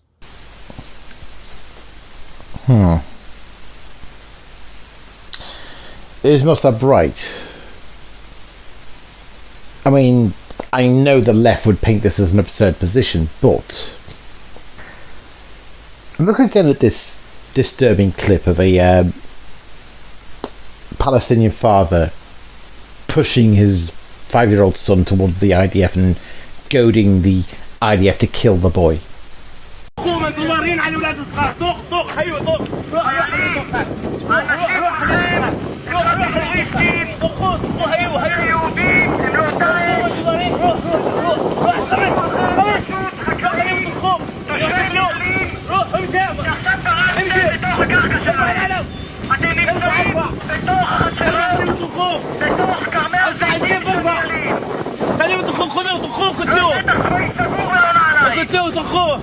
طخوهم انتوا ضارين على الشغلات هذه ضارين على الولاد الصغار طخوهم تقتلوهم هيو طخه جيب لك ثانيين الا شو كاشغل بيطخون غلط يمقى بس استنى كليب هالدنيا بنشوف شو بتسوي استنى كليب You know, using his son as cannon fodder. Most leftists who kind of would scoff at what Mosab said, but probably could not imagine that this is even possible. When I first saw it, even I couldn't quite believe what I saw. It was unbelievable. It was so disturbing. Now, the question is simple, and the answer is obvious. Who is that boy safer around? Is that boy safer around the IDF, around his own father, or the IDF? And in that score, the boy is safer around the IDF. But the boy is clearly safer in the care of the IDF than the father. Absolutely. And this is a horrible situation where if the entire Palestinian society is hijacked by that mentality, or is ruled by that mentality, certainly, then you can't be too picky and choosy about who would be better placed to care for the children. And it is the IDF. You know, they do have, they have kind of, some kind of chivalrous obligations. I mean, yes, when there's a bombing, the community, the community of Gaza, the rescue workers are very, very quick to, try their best to, collective effort to save the child from the rubble. As delicately as possible, but as quickly as possible. Yeah, they work as a collective effort. Their instincts kick in, but at the same time, this population is still largely consumed by its hatred of Israel enough to have voted Hamas into power in the first place and to bring the situation about. So the rule of Gaza, it can't be Hamas anymore. So it has to be the IDF. And you want to have an opinion about it. All right, this is the problem that we have dealing with scumbags like this. All right, let me try and bring things back to a more civilized context. Cenk, you must have been as appalled as everybody when you saw the images of Sinwar's tunnel network with him, with his wife, with her fancy handbag, which I know has been condemned as propaganda, but the image certainly looked genuine to me of that footage, with his kids perfectly safe, all underground in these very elaborate tunnels that he had spent all that money, the billions that Hamas were given when they took power, constructing, precisely so that people like him could be kept safe and his family, whilst after perpetrating the horror of October the 7th, he knew he was immediately condemning regular Palestinians in Gaza to death, women, children, and everybody else who would die as Israel responded to this appalling terror attack. When you look at that footage of Sinwar, perfectly safe, tucked away in his tunnel with his family, and then we see images of millions of dollars flopping around that he was storing, and so on. Millions of dollars flopping around that he was storing. You know, I want to say one more thing about the Cheng's kind of claim about, you know, you are fighting a ghost. I'm going to be honest, I did not really take anti-Semitism, modern anti-Semitism, half as seriously as I should have. You know, the anti-Semitism on the left, you know, because there was an anti-Semitism scandal with Labour under Corbyn. I mean, that's partly why I didn't vote for him that's partly why I was unable to vote for him in 2019. There were all kinds of arguments on the, you know, among leftists about, you know, that in Britain, that, you know, that anti-Semitism was weaponized, that to, you know, discredit anyone who had valid criticisms of Israel. And the sad thing is, I could have half believed it. The left would always kind of, you know, play on that blur between anti-Zionism and anti-Semitism as being two different things. You know, for the most part, I think I did believe that. I did believe that the two were different, were completely different things and should be treated as different things. I mean, my understanding of Zionism was a bit rudimentary, and at the time, and I think I probably just assumed that Zionism was just the counterpart to Islamism. It was and certainly I'd seen footage of, you know, ultra-Zionist, you know, ultra-Orthodox, you know, Messianic Zionist settlers in the West Bank. You know, I'd seen footage of them, you know, being horrifically violent and horrifically volatile, and it did bring to mind the Islamists we have here at home who are just incredibly volatile and incredibly quick to get violent and aggressive. No, that's not really the point. I thought that anti-Semitism, you know, Nazi-like anti-Semitism was over in the West. Those dark days were long past, and that, or certainly that it would never be respectable again. It could never become respectable again. Like, that if it existed now, it existed as a kind of a, mostly in the form of shitpost trolling. But October the 7th was, you know, what's happened since October the 7th has proved me wrong. It's proven to me that we are living through the darkest days of anti-Semitism again. We do know is there were gangs, Arab gangs is how they're being described, even in reports by the Financial Times, for example, who went out hunting for Jewish people and Israeli people on the streets last night. We had Peter from Hendon, who was over an Ajax fan at the football game between Maccabi Tel Aviv and Ajax over in the Dutch capital, saying he intervened, almost saved someone's life. He was being pummeled, kicked in the head. He had his glasses broken, had to go to hospital himself. And described scenes where he believed, you know, hundreds of people in coordinated gangs were going out hunting for Jewish people on the streets of Amsterdam.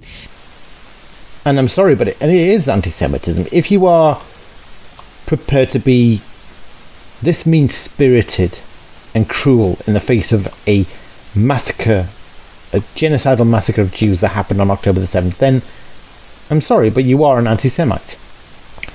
I don't think there's another word for it than anti-Semitism. Zionists, they are filthy animals. I really don't think there's another word for it than anti-Semitism. October the 7th, the left reaction to October the 7th convinced me that anti-Semitism and Nazism is alive and well. And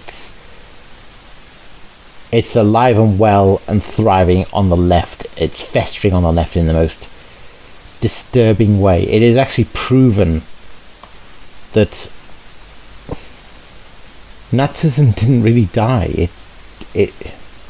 Or rather, Nazism is reborn now in a way that I never thought possible. And it has forever convinced me that that's what anti-Israelism is. It is a sickening disdain and contempt for Jewish life. So when you look at the attacks on synagogues, which have happened across Europe, when you look at the graffiti at Jewish cemeteries, or when you look at the attacks on Jewish people, which we've seen across Europe and America, anti-Semitism has skyrocketed since 7th of October. That is the globalization of the Intifada. Just a week ago, a Jewish man leaving shul was shot in the shoulder in Chicago by a man who shouted Allahu Akbar. That is probably a right-winger of some kind. Yeah, that's the continuation of the pogrom. Yes. And, you know, when I first saw the rise of this anti-Semitism and people on the streets celebrating 7th of October, and I remind people in my book that on the 9th of October, people gathered outside the Israeli embassy in London. When Israel hadn't really done anything meaningful by that stage, it certainly hadn't invaded Gaza. That didn't come until the end of October. And they were playing pop music. They were dancing. They were waving the Palestine flag. They were laughing. This was a pro-pogrom celebration. This was a celebration of the murder of Jews on the streets of London in 2023. If people had come out to celebrate Kristallnacht, we would remember that. So we have to remember that they did it for the 7th of October. And so again and again over the past year, you know, you see this obsession with Zionism as the most evil thing in the world, this obsession with the alleged bloodthirstiness of Israel, the obsession with the idea that Israel loves to kill children. People refer to its war on Hamas as a war on children. This is all a rehabilitation of anti-Semitism. What people used to say about the Jewish people, they now say about the Jewish nation. It's not a ghost anymore. And I don't know how we're going to rid our society of it. You know, by which I mean Western society. Looks like it's bloody here to stay.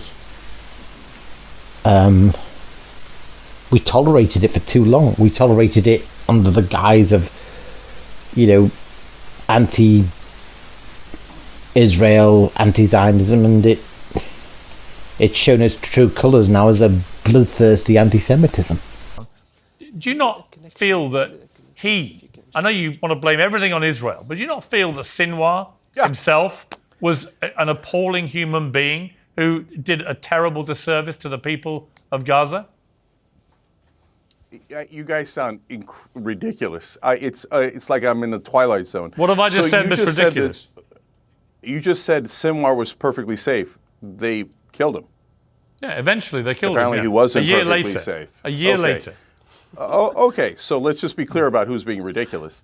And then this guy, Mosab or whatever his name is, who, by the way, again, your audience should know is literally a paid agent of Israel. I mean, it's kind of obvious from what he says, but that he just said. Well, do you know he's a paid IDF, agent of Israel? Do you know he is? Yeah. The IDF is saving the children of Gaza, and they should thank the IDF. Do you know he's a paid agent of Israel, just for the record? That's Fuck you, Chegg. All you're doing is rabble-rousing about, he's a traitor, he betrayed his family. You said he is. Do you know that? He's the one. Doesn't he admit it? He turned on his family, he turned them in, and now works for Israel. That's a well-known fact. I mean, if you read his book, actually, Hamas didn't do shit to take care of his family. You know, they valued his father when he was around, when he wasn't in prison. But when, you know, every time he went to prison, you know, Hamas didn't give a shit about helping the family out. It was actually through his influence that he prevented, you know, he joined, you know, part of the reason why he worked with the Israeli Secret Service was that he felt that, you know, if he was going to be the agent, then he would probably be the best place to, you know, appeal to, you know, the IDF to not take a hit on his father. And that's, you know, so in a way he was trying to protect his father, if anything, and his family. So fuck you, Cenk, for trying to say that he sold his family out. Fuck you. Established fact. So that's why he comes out here and says absurd things like Palestinians don't exist. Why is he They have not no allowed right to? resist Why is he not anything, allowed and to renounce and disown Hamas? No, he's allowed to do anything he likes, but he's an Israeli agent. That's a well-established fact. So, okay, anyways, so that's why he says the absurd things, and that's also why he calls me a parasite, dehumanize Muslims, and so that it's easier to kill them.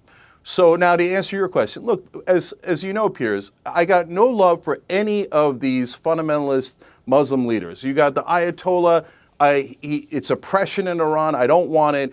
Hamas and Hezbollah have become radicalized and are more Muslim fundamentalists. I don't agree with that ideology at all. I think that ideology is harmful. But I also know that when you do an occupation or you do an oppression, moderates don't arise. Extremists arise to fight that occupation and oppression. So these are just the realities of power dynamics. None of this has anything to do with ethnicity. If the roles were reversed and the Jews were the ones being oppressed by the Palestinians, I would say the same exact thing. And I would say, well, of course the Jews are, we can call them terrorists. And, the ones that fought the Nazis, you could call them terrorists. But they are resistance fighters as well, at a minimum. See, I can do it with either side being either ethnicity because I'm being fair.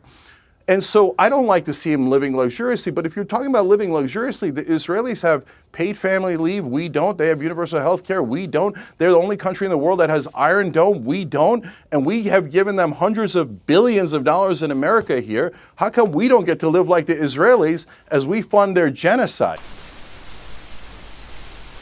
Okay, this is beginning to cast doubt on his claims about the belief that Israel has the right to exist, because in this he's playing up to the line of both the left and the right, the left-wing anti-Semites and the right-wing anti-Semites, anti-Zionists, who both seem to be shared on one view of painting Israel as a parasite leeching from Western support. America doesn't need an Iron Dome. It's been safe from aerial attacks, foreign attacks on its mainland for centuries. With only three real exceptions.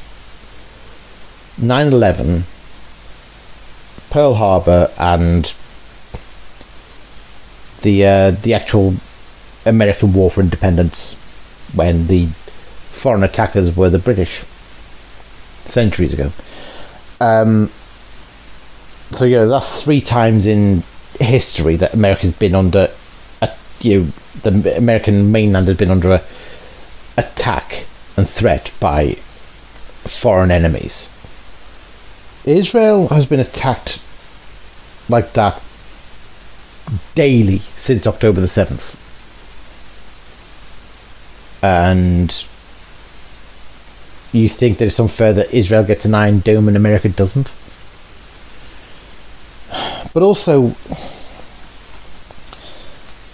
it's always this view that Israel is a parasite, that it can only exist by being a parasite. It can only exist from American support and backing. It's leeching off us, and it's an immoral, evil nation that we pay for the existence of, and it shouldn't exist.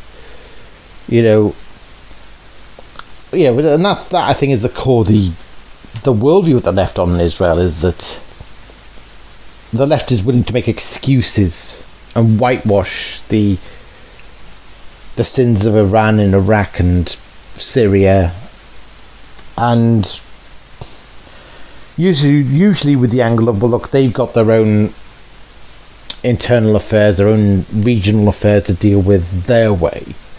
Once Al-Qaeda in Iraq arrived on the scene, you had more people saying, well, it was better when Saddam was in charge of Iraq because he actually kept the extremists under control. He had to do things his way. Now, no one ever makes the excuse that Israel has to do things its way to put down the terrorist threat, because there's always the belief that, that Saddam didn't have a choice in terms of the nation he was in. But it's always the view that Israel just shouldn't be there, and that it's from elsewhere. It's it can choose its, Israel actually can choose its neighbours. And if its neighbours don't want it around, then it should move back to the west or something. The state shouldn't be there. It should pack up and leave. And it's based, so it's kind of like, in some ways, the problem is the issue of, Israel fighting for its existence and its survival is that, well, they believe that, all Israel needs to do to survive is take a hint it's not wanted in the region and go home. And that's, as long as America funds Israel's continued existence, and the Iron Dome and all that, then, that just validates the fact that it's not naturally supposed to be there. It's not naturally able to make peace with its neighbours. And all it's doing is draining money from America to survive. When it should just pack up its state and go back to the West, if you know what I mean. That's what the left believe. And I think that's something I never really appreciated about just how rotten the left wing are when it comes to Israel. So all the crimes that have been committed against Israel since 7th of October and since 7th of October are then pinned on Israel. So what happened on the 7th of October is that an army that has a genocidal ideology, I don't think it's capable of carrying out genocide, thank God, but it has a genocidal ideology which commits it to the erasure of Israel and the destruction of the Jewish state. That's a genocidal ideology. Israel was attacked by a genocidal group. 1,200 of its people were slaughtered, targeted because they were civilians, because they were women, because they were children, because they were Jews. So it was a racist attack. It was a genocidal attack. And then it's Israel that's accused of being genocidal when it responds. It's Israel that's accused of being racist when it responds to the worst act of racist violence of modern times. So all the things that Hamas did, which was to directly target civilians, to have this genocidal desire to destroy people and a country, and to carry out its acts from the point of view of a very racist outlook, all of that is said about Israel. It's complete moral inversion. It's the world turned upside down. And so, look, if it was Jewish children that a Palestinian state was murdering at this level, a shot to the head, starving them to death, I would hope that we would all be moved to help the Jews in that context. If we are not moved to do that, then we haven't learned anything. That never again doesn't mean anything. But if it's not Jewish people and it's Palestinians, we should have the same exact sympathy. But I don't see that anywhere in American media or in American politics. All I hear is about a theoretical state where Israel isn't the oppressor and could be oppressed, I don't know, 1,000,000 years from now, or when they lose their entire military for no reason at all. Like, you have to make up absurd hypotheticals to try to evoke sympathy for the occupiers. Will they end the occupation? That's the answer. Everybody knows that's the answer. But Israel won't, because they want to grab more land in the West Bank and Gaza Strip. Let me ask That's Mosab. obvious. All right, Mosab. No, well, October the 7th makes a case that the ending the occupation is exactly what the Israelis should not do. Israel ended its occupation of Gaza in 2005, and 19 years later it got October the 7th for its troubles. Hamas was allowed to fester in Gaza and become a more and more determined and more deranged and evil threat to Israel. And ending the occupation in the West Bank would just be to completely compromise Israeli security and allow Hamas to launch even more attacks. With the tactical advantage of the location of the West Bank, the peaks of the West Bank. They could do a hell of a lot more damage if their operations were there. And I wouldn't trust the Palestinian Authority to make any effort to stop them. Palestinian Authority are rotten and corrupt. Will you actually say on the programme tonight, I ask a lot of people in your position to say this and they won't, do you admit that Hamas are a bunch of murdering terrorists that you would like to see out of the West Bank and out of Gaza? Hamas is an integral part of the Palestinian people. They are a militant group. And there are a lot of scumbags. I hate to be. That is the most ridiculous thing I've heard. They are. You're scared, aren't you? You are scared to condemn them. I'm not scared. You are scared to condemn people who committed this. You disgust me, Ambassador. I I thought you were a reasonable, decent person. Me with your questions. Good night. Thank you for your call. You want to stop it? We don't Bye. care Don't be a stranger. we don't need your interviews. Get off my show now. Go. What is going to happen now? I mean, it seems to me that Netanyahu's gone from being incredibly unpopular 2 or 3 months ago to increasingly popular in Israel. His polling numbers are the highest they've been since October the 7th, when he was being blamed by Israeli people for what happened. They now are thoroughly enjoying and saluting and encouraging his attacks against Hezbollah and against Hamas and the rhetoric against Iran and the Houthis and so on. If you look at it from Netanyahu's point of view, the more he attacks these groups, the more popular he gets. There's no disincentive to stop doing it. In fact, quite the opposite, especially as he's facing corruption charges at the end of all this. But do you think that this is going to be one of those moments in history when Israel, led by Netanyahu, now take the attack full square against Iran? Okay. First of all, this is not Bibi's fight. This is not Benjamin Netanyahu's fight. This is the fight of the Jewish people. It's a fight of a nation that is in the face of an existential threat. And this is where I identify with the Jewish people, by the way. It's not the fact that I helped stop suicide bombers during the Second Palestinian Intifada, and Jeng want me to feel guilty for saving human lives. And he tried to shame me for some reason. Thank God I know who I am. And I am very proud of what I did, because there is no way to go wrong with saving human lives. And today, when we look at the situation in Gaza, it's very similar. If I go to Gaza, the people of Gaza will kill me. If I go to the West Bank, the people of the West Bank would kill me. But why? You need to ask them that question. Because I stopped suicide bombing attacks against civilians that killed people indiscriminately. This is my crime. And Jeng agrees with them. And many of the pro-Palestine around the world agree with them. And what we say, this is not the fight of a politician in Gaza. This is the fight of a nation. I am fighting for my very existence. And this is where I identify with the Jewish fight. Now you ask me what's going to be next. And I don't like to do spoilers. But the entire Iranian regime is going to be history, sooner or later. And of course, your guests keep on trying to discredit me. They don't know that I'm coming from that hill, from the depth of it, to a degree that I can foresee the future. You can just go back to our first interview from the beginning of the war and what I told you, and what I have been telling you, and what I tell you now. The Iranian regime, that includes Ayatollah and the Iranian Guard, they are all targets. I certainly hope so. I certainly hope that the Iranians gain their freedom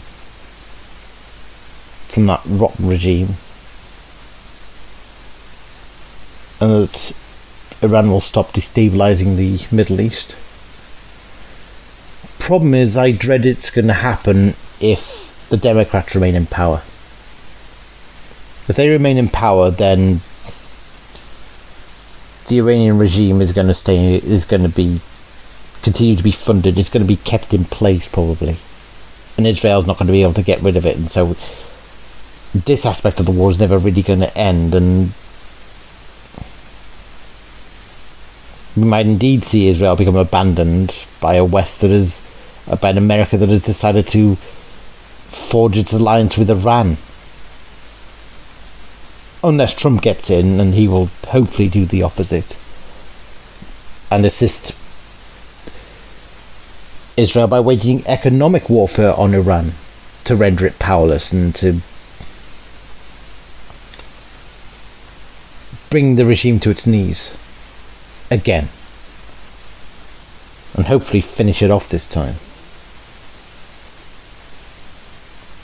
It's like, this would be the perfect outcome, and the thing I dread the most is that the American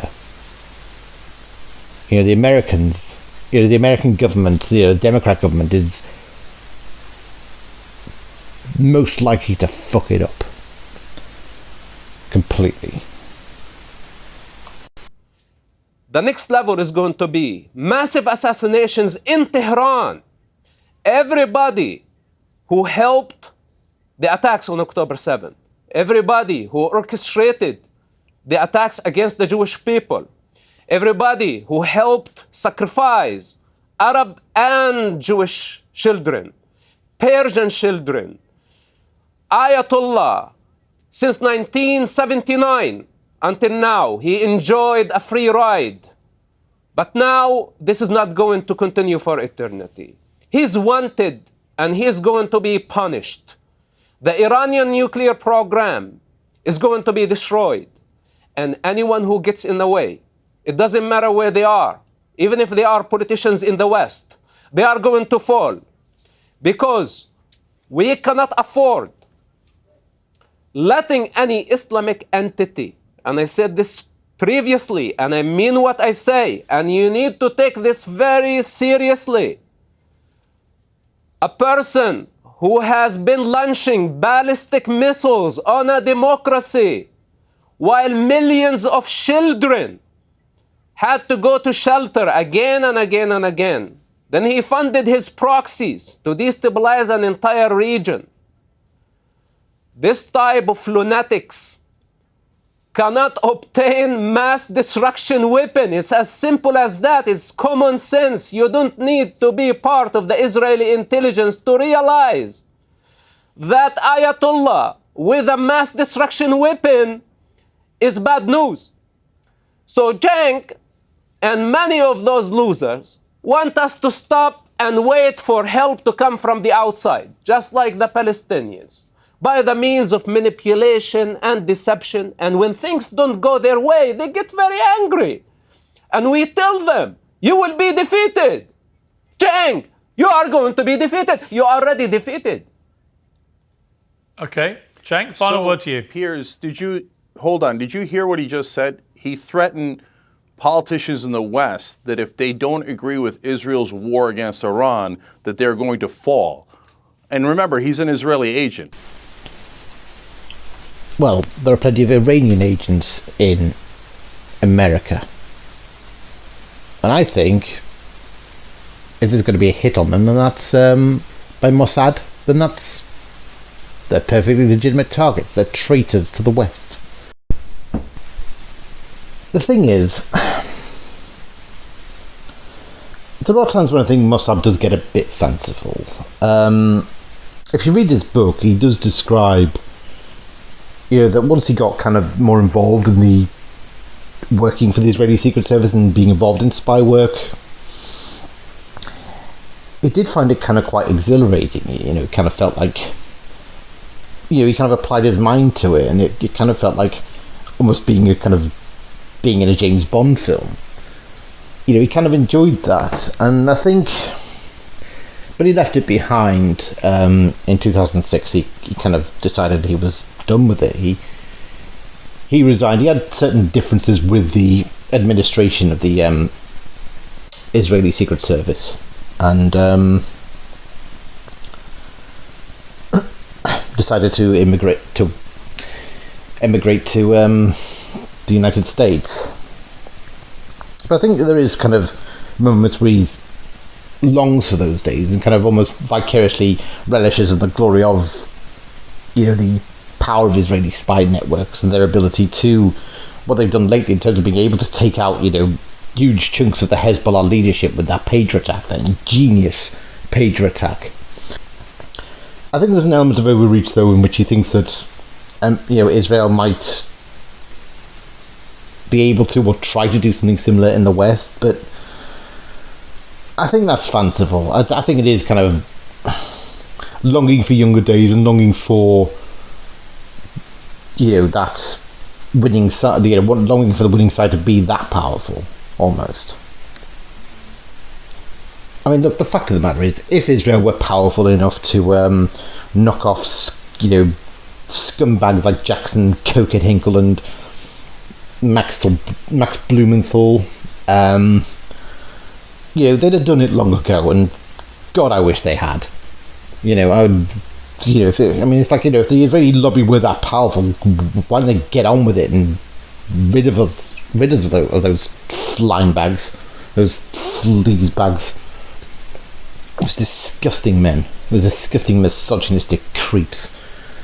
And from a British perspective, have that Judge Galloway while you're at it, be my guest, take him out. But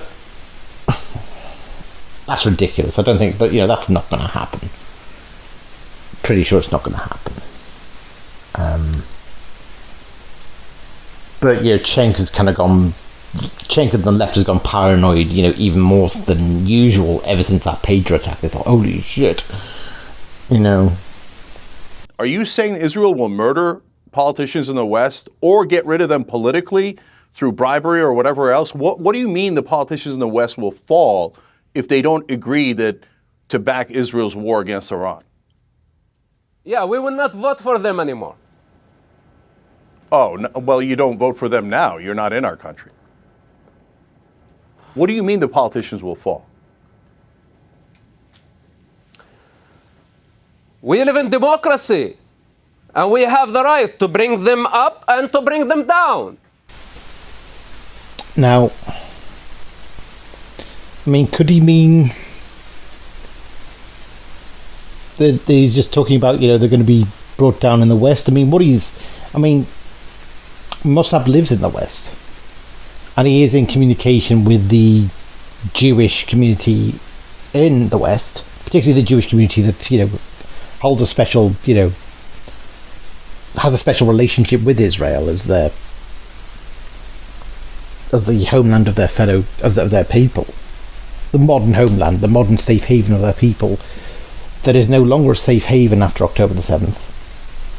And they realised, I interact in those circles. I'm not Jewish, but I have started to interact in those circles. The more I interact in those circles, the more I've learned that, it's become more and more clear in those circles that, the various things have become clear. October the 7th made clear that even if you were kind of ambivalent about Israel, for some Jews, there was the realization that October the 7th proved that the fight that Israel had on its hands against Hamas was far more existential than we realized. And the Hamas was sincere in their genocidal intentions against the Jewish state. It also became clear that the UN was against Israel defending itself.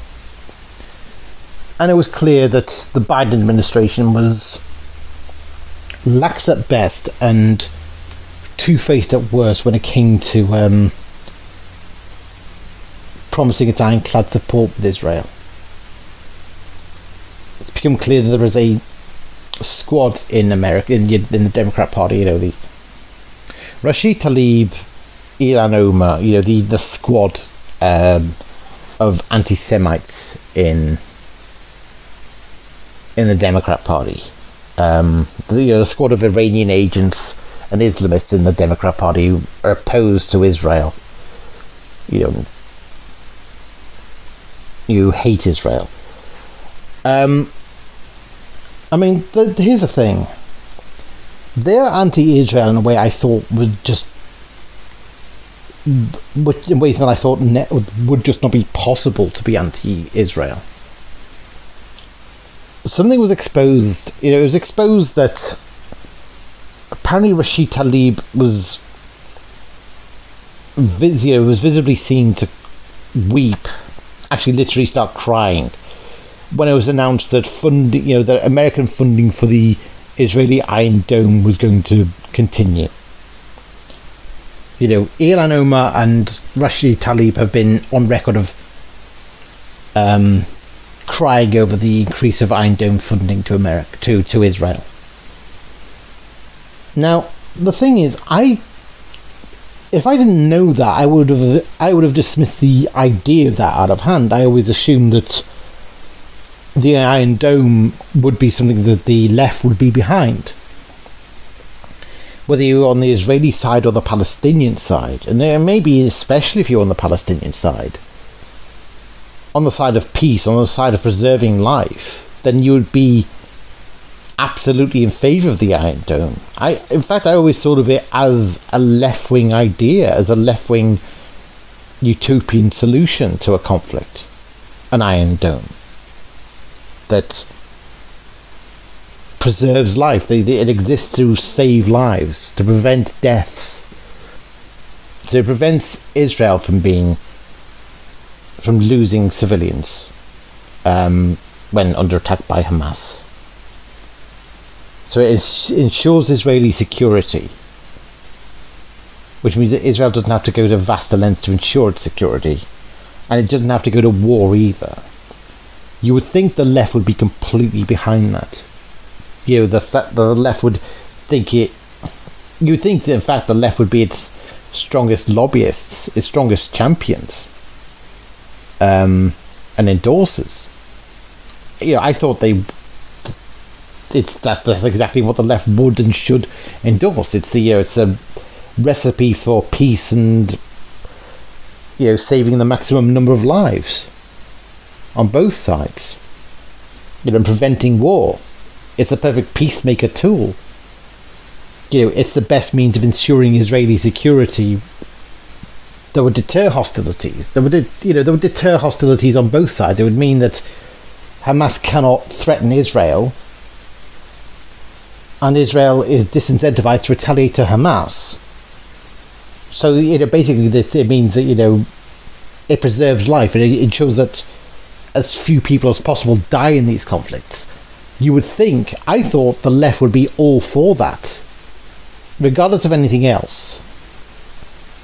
The Squad, we now know, are against that, and it's become starkly clear now that we know that the Democrats have been so compromised by the Squad and by, you know, by spies for Iran and other Islamists, that the Democrats are, as an ally, as a government, an existential threat to Israel.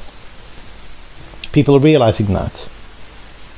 I mean, there are some Jews who are die-hard Democrats to the end, but I think a growing number of them are waking up, and, you know, some of these might have, you know, it's often the refrain. I went to bed as a liberal Jew, and on October the 6th, I went to bed and I woke up the next day as a reactionary Zionist who realised that the left were actually our enemy. That the left were bloodthirsty anti-Semites who'd gotten a taste for Jewish blood and celebrated and clearly wanted more.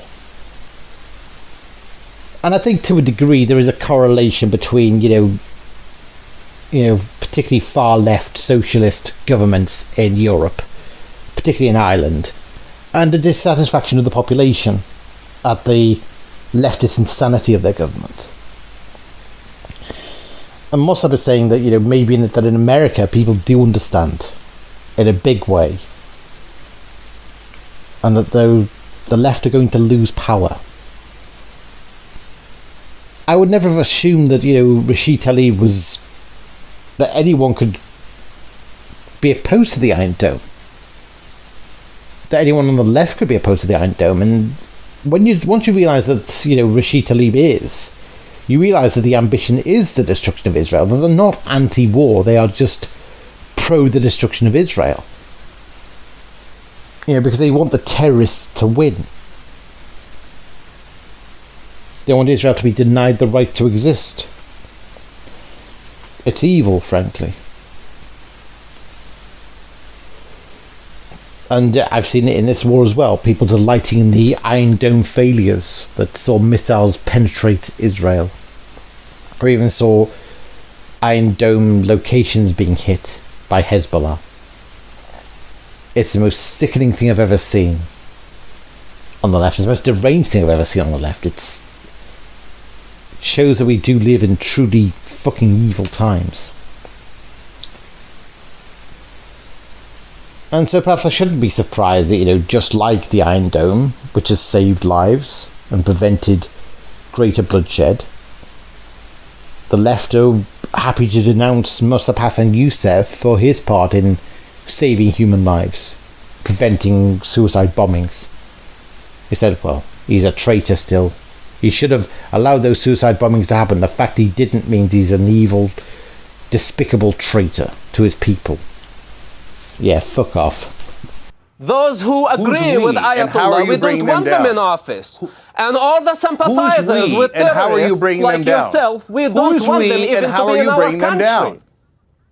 Who is we, and how are you bringing down politicians in the West if they dare to defy Israel?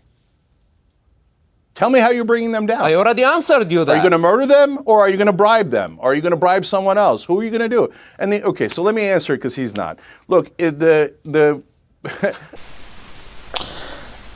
mean, to a degree, I think maybe Mosab has a little bit swallowed the Kool-Aid when it comes to Trump, because Trump is promising that he will deport the Hamas supporters.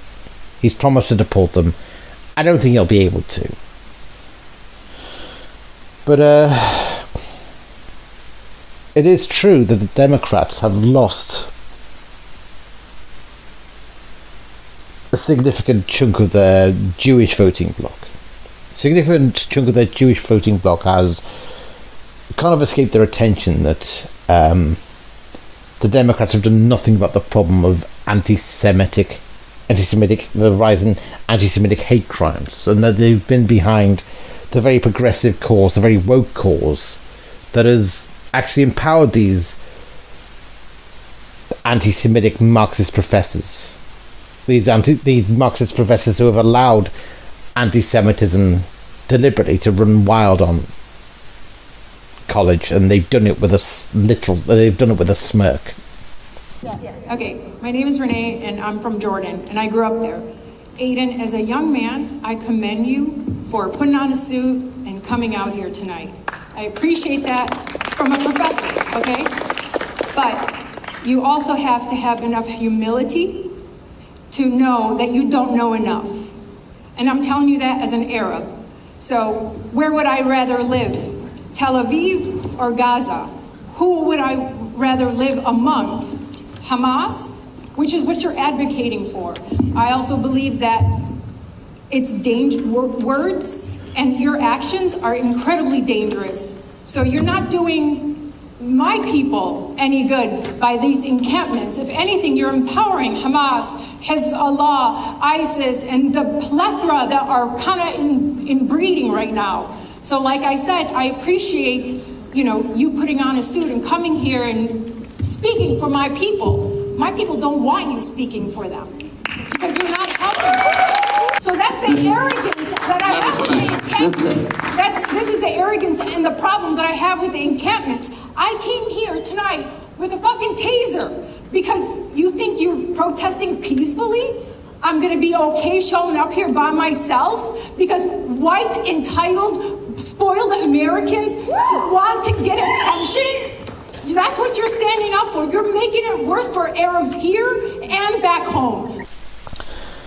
Yeah, kind of escaped their attention this year. That's the Democrats who are running on a progressive platform, and that's a woke platform, and this is exactly what is being pumped out of the universities, that filthy ideology that is given rise to anti-Semitism, because it's... And I think...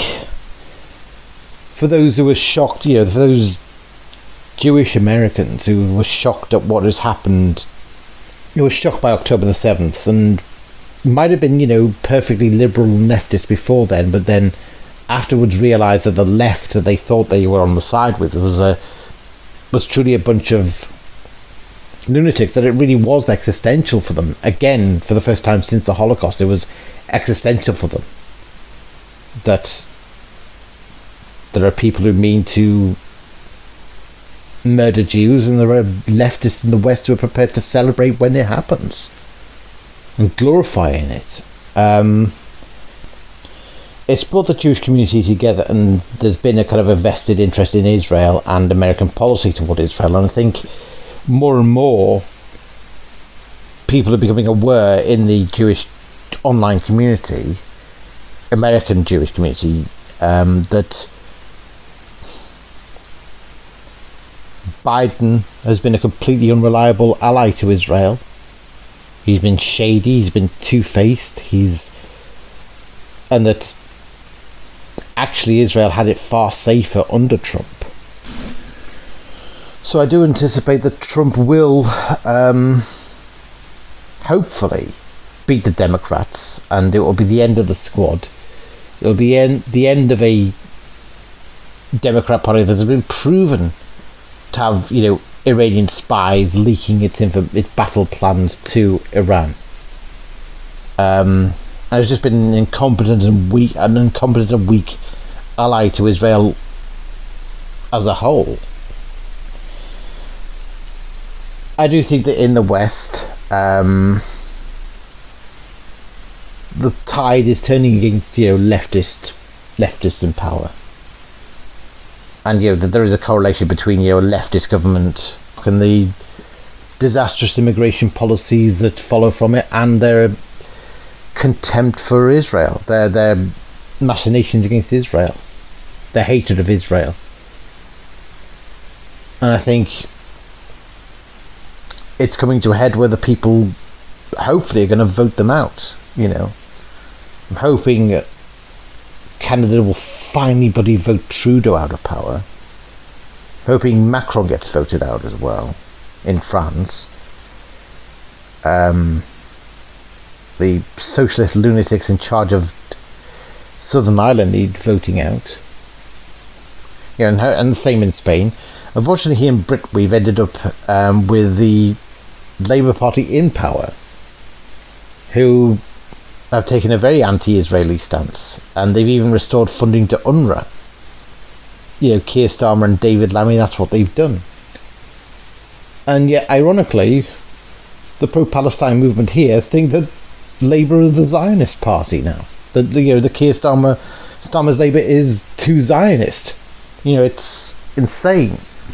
But I still think it is incredibly important that Britain, which is supposed to be an ally of Israel, is taking action to remove certain forms of arms exports to Israel at a time when Israel is under constant attack from deranged armies of psychotic anti-Semites. For Britain to do that, I think, is the height of moral irresponsibility and is actually unforgivable. And it's inflamed the arguments made by the people on the streets of London, which is that we must disarm Israel. Because what these people are calling for, and they're doing it here as well in Sweden, they want Israel to be disarmed. What that means is they want Israel to be open to attack. And if you boil it down where they essentially say Israel shouldn't have responded in the way that it did to 7th of October, in other words, it should have just taken it on the chin. What's the big deal? 1,200 dead Jews, it's not the end of the world. That's essentially what they were saying. Now they're saying take away its guns, take away its weapons, take away its fighter planes. Boil it down, and they're saying Jews should let themselves be killed. Yes. It doesn't really matter. That's what they're saying. Now, to some of us, it does matter. It matters a great deal. And that's why we support the right of Israel to fight back against these marauding armies that surround it. So I find the message of these people on the streets incredibly sinister. And the fact that the Labour Party has taken this action that has flattered that message and has inflamed it and has made people say, go further, take away everything, that's really worrying. Are you going to murder them, or are you going to bribe them? Or are you going to bribe someone else? Who are you going to do? And so let me answer it, because he's not. Look, the best case scenario, we've seen the worst case scenario. Buy an Israeli product, see how it turns out for you, okay? Now, the best case scenario for what he's saying there is, oh no, AIPAC's going to come in and say, hey, if you work for... Oh, for God's sake. So he's saying that, because Israel conducted the the pager operation as a legitimate war operation to stop Hezbollah firing rockets into Israel. He's now trying to stir this paranoia that, oh my God, they're going to do a pager attack on the Americans next. He's just like Max Blumenthal with his, this creepy paranoia, stoking about, Israel's going to turn on America one day. That's how evil Israel is, and that's how much of a threat it is to America. the fucking slimy grifter conman parasite Max Blumenthal. And Cheng seems to be taking a leaf from his paranoid, fucked up worldview. But anyway, for what he's saying there is, oh no, AIPAC's going to come in and say, hey, if you work for Israel, we'll give you a lot of money, and now J Street too. If you don't work for Israel, we'll give that money to your political opponent and we'll eliminate you politically. And that is where we are here in America. And Piers, you can't deny it. I mean, right now, almost all of our politicians, their top donor is AIPAC. And so, in a sense, the United States is occupied territory. And now... Fuck off. Occupied territory. Go fuck yourself. And now Mossad or whoever he is saying, hey, well, you better watch out. If you defy Israel at all and you don't pay for the war we're starting with Iran, there could be... Fuck you! Iran started the fucking war. Fucking liar. Consequences for you if you're a politician in the West. And that is super scary. And this is the bullies that they are. They have tremendous power while pretending to be powerless. And I want to be super clear here, guys. I'm talking about the government of Israel. Yeah, a bit like the Palestinians. Tonight, Palestinian UN Representative Mansour played the role of victim of the United Nations. Last Friday, he did exactly the opposite. Threatening the United States, he boasted, and I quote, "We have a lot of weapons in the UN." Friday's posture rings truer, for indeed, Palestinians and their co-conspirators in the Organization of Islamic Cooperation have weaponized the UN. They've spent 7 decades hijacking and corrupting UN institutions in support of their violent, xenophobic rejection of a Jewish state. The UN's failure to fulfill the promise of promoting peace and security and protecting human rights was the predictable casualty. Yeah, they pretend to be meek and helpless, and then they somehow have the entire UN on their side, the entire international community on their side, showing their deranged, murderous anti-Semitism. We're not, and the right wing, and they literally have terrorists in their cabinet, convicted in Israel of supporting terrorism. This out-of-control right-wing extremist government is now saying that if you defy us in any way, there's going to be consequences for you throughout the world, including the lethal consequences they've shown in the Middle East. They've now attacked 5 of their neighbors, and he just promised that they're going to do... They retaliated to 5 of their neighbours. It's Iran expanding its sphere of influence, so they were all really attacks on Iran. A series of assassinations all across Iran, that's called starting a war. And guess who's going to pay for it? They're going to make us, the American taxpayer, pay for the war of Israel. And if any of our politicians defy them, you just heard an Israeli agent saying that they will fall. Mosab is not an Israeli agent anymore. He resigned from the Israeli Secret Service in the mid-2000s. He resigned... What year did he resign, actually? Double check. It was 2005, was it? 2005, 2006 actually. And then he migrated to 2007, that's when it ended. He left and he migrated to the United States because he didn't blow his cover until after.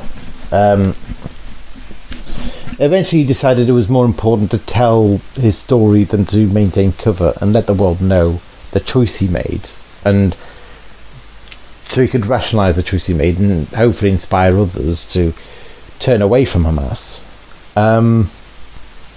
You can see that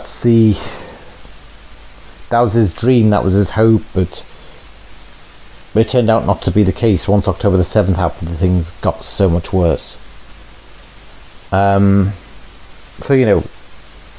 Israeli agent, I mean, look, certainly he's never worked as a foreign Israeli agent.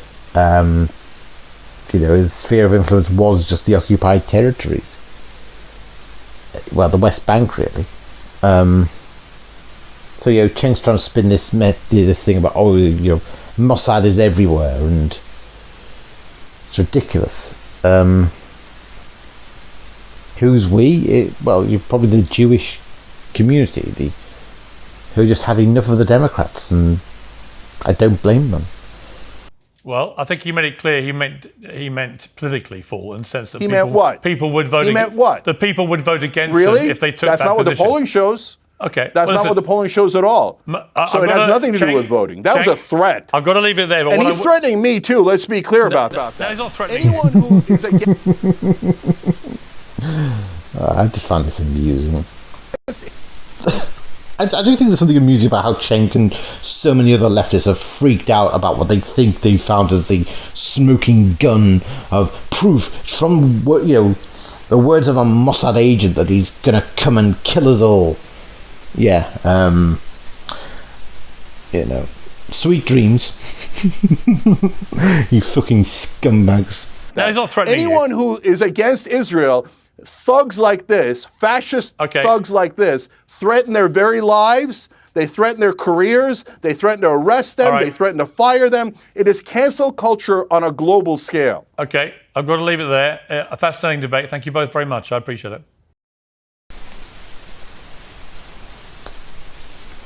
I mean, why have I kind of devoted my channel to these videos?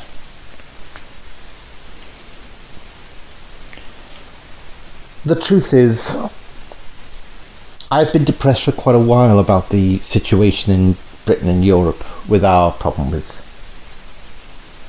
Islamists and terrorists. There were so many terrorist attacks that happened from the years 2015 to 2017 that were shocking, that were just devastating. And the response was always the same. It was, rinse, repeat, don't look back in anger, diversity is our strength. Rinse, repeat. Yes, there's an element of that, because I think there has been a great reluctance in Western society over the past 10 years or more to talk about the problem of radical Islamism. No one wants to talk about it. In fact, you're discouraged from talking about it. There's a real culture of amnesia around terrorist attacks. People remember the Manchester Arena bombing, of course, because it was so huge. 22 people killed, mainly young people, including children. So people remember that, but people don't talk about it. They never talk about it in Britain. Even on the anniversary, it's very hushed. No one really commemorates it. And in fact, I went to see Morrissey in concert a couple of years ago. And he made this really good point from the stage, because he's got an album called Bonfire of the Teenagers, and Bonfire of the Teenagers is his reference to the Manchester Arena bombing. And he's very angry about the Manchester Arena bombing. He comes from Manchester, and he made this point to the audience. He said to us, how comes you all know the names Myra Hindley and Ian Brady, who of course were the Moors murderers who killed 6 children in Manchester in the 1960s? How comes you all know their name, but I bet you none of you know the name of the Manchester Arena bombing, who killed 22 young people in Manchester in 2017? And the audience was just stunned, because none of them could name the Manchester Arena bombing.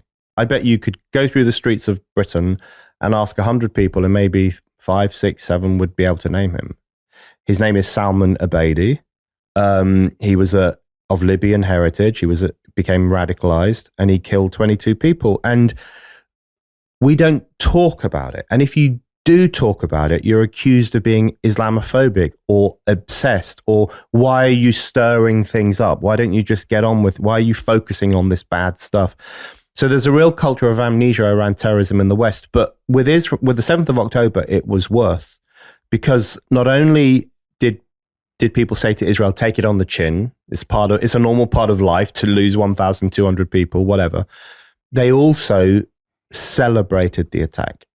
They supported it. I don't just mean the people who actually danced on the streets of London. I also mean more mainstream voices who essentially said, well, what did Israel expect? The one that most devastated me was when Sweden got attacked. And that was when I just felt a strong sense of, we had been completely defeated. And it's almost like I felt like there was no hope, and that one of the victims of the Sweden attack was an 11-year-old girl called Eva Ackland. And it's like with her death, I felt like there was no hope. It was like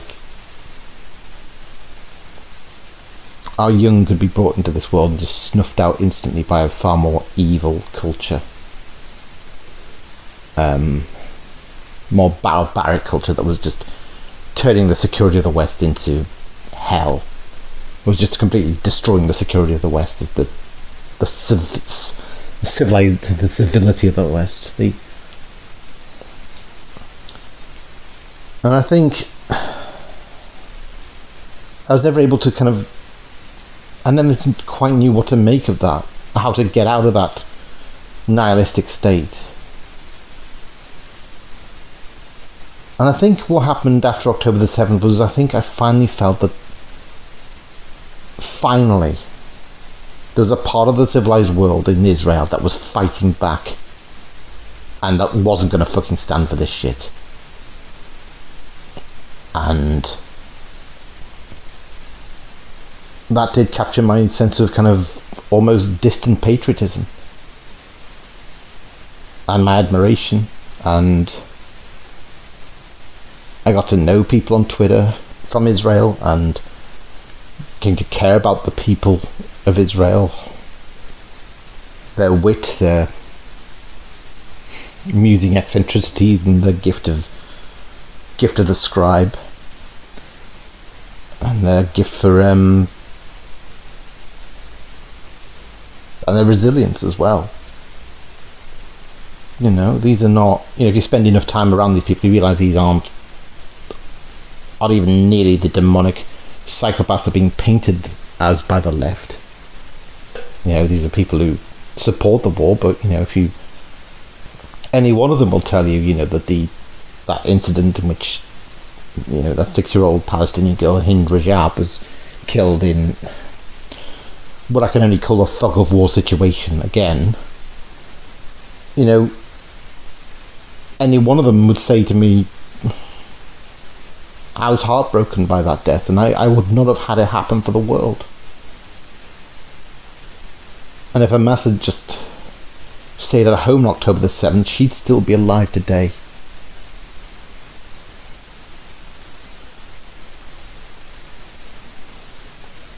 We care about the Palestinian, as I see it, we care about the Palestinian children far more than Hamas do. And so I've come to care about the people while the left have been delighting in the prospect of their destruction, their annihilation, and it's been just the most starkly sick and evil thing I've ever seen. And it's like I said in my videos, it's like, if any atrocities could have moved me to the marches by now against Israeli aggression, it's too late. I've already seen the rot. I've already seen the evil in that camp and what they're advocating for.